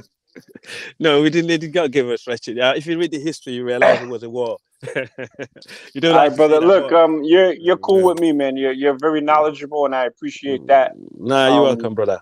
I'm gonna check you out on another stream. I gotta bounce. Love, brother. I love that picture there. That's the Supreme Tribe, the Supreme Tribe there. Bro. Why are you saying that's Supreme, bro? I'm just joking, bro. I'm just joking. Wait, no, I'm saying you can say that, but FBA is Supreme. All right. Yeah. Okay. Yeah. Yes, that's how me and you met, innit? That's how me and you met, bro. No, I remember that, bro. I remember that. You know what? After you left here, and I told you, this guy is cool, but he's just not to get on my nerves. Look, everybody should feel that way about their ethnic group, right? If you don't think your ethnic group is the best, then you're doing your ethnic group a disservice, or maybe they're just shit. And also, it's true. And also, stop being negative towards people that wrote your history down, that actually might be able to tell you about your origin, about your past, and stuff like that. Because the more that's why a lot of people in West Africa don't fuck with the Fula and the Mandinka, because they know these people have the library. Like especially for you brothers that are coming from the diaspora, the closer you are towards the Fula and the Mandinka, the better, because you can learn a lot from these people. They have the notes, they wrote it down. I know Islam has been, there's negative part of it, but the only positive side we can take from Islam, it enables us to write our past. It enables us to connect back to where we came from, the land of, our origin, from the Northwest Nile Valley in Nubia to where West Africa is today. And these same people that actually was in Nubia, enabled to build, was part of the Songhai Empire, was part of the Mali Empire, was part of the Tuklo, they built the Tuklo, the Ghana Empire. How can you call these people anything else more than great? That's the question. So if people are talking about jealousy, when I say about jealousy and envy, this is a fact, because no other tribes in West Africa managed to achieve this, that the Fula and the Mandinka managed to achieve, and the Soninke for that matter. But the Soninke is another day. The Soninke is another branch of the Mandinka anyway. But we'll talk about this another day. Like Soninke, Susu and Soninke are the same people, right? So in fact, the Jalunke and the Soninke and the Susu are very much similar also. Even the Timini that you see in Sierra Leone, in fact, the Jola that you got your father's side is a Mandinka. You understand? Yeah, I got you, brother. I appreciate the history lesson. Yeah. Like I tell everybody, FBA, Black Americans, we're fruit punch. We're the best of the best. Fuck the rest. Peace. Powers, love and powers, G. I don't know.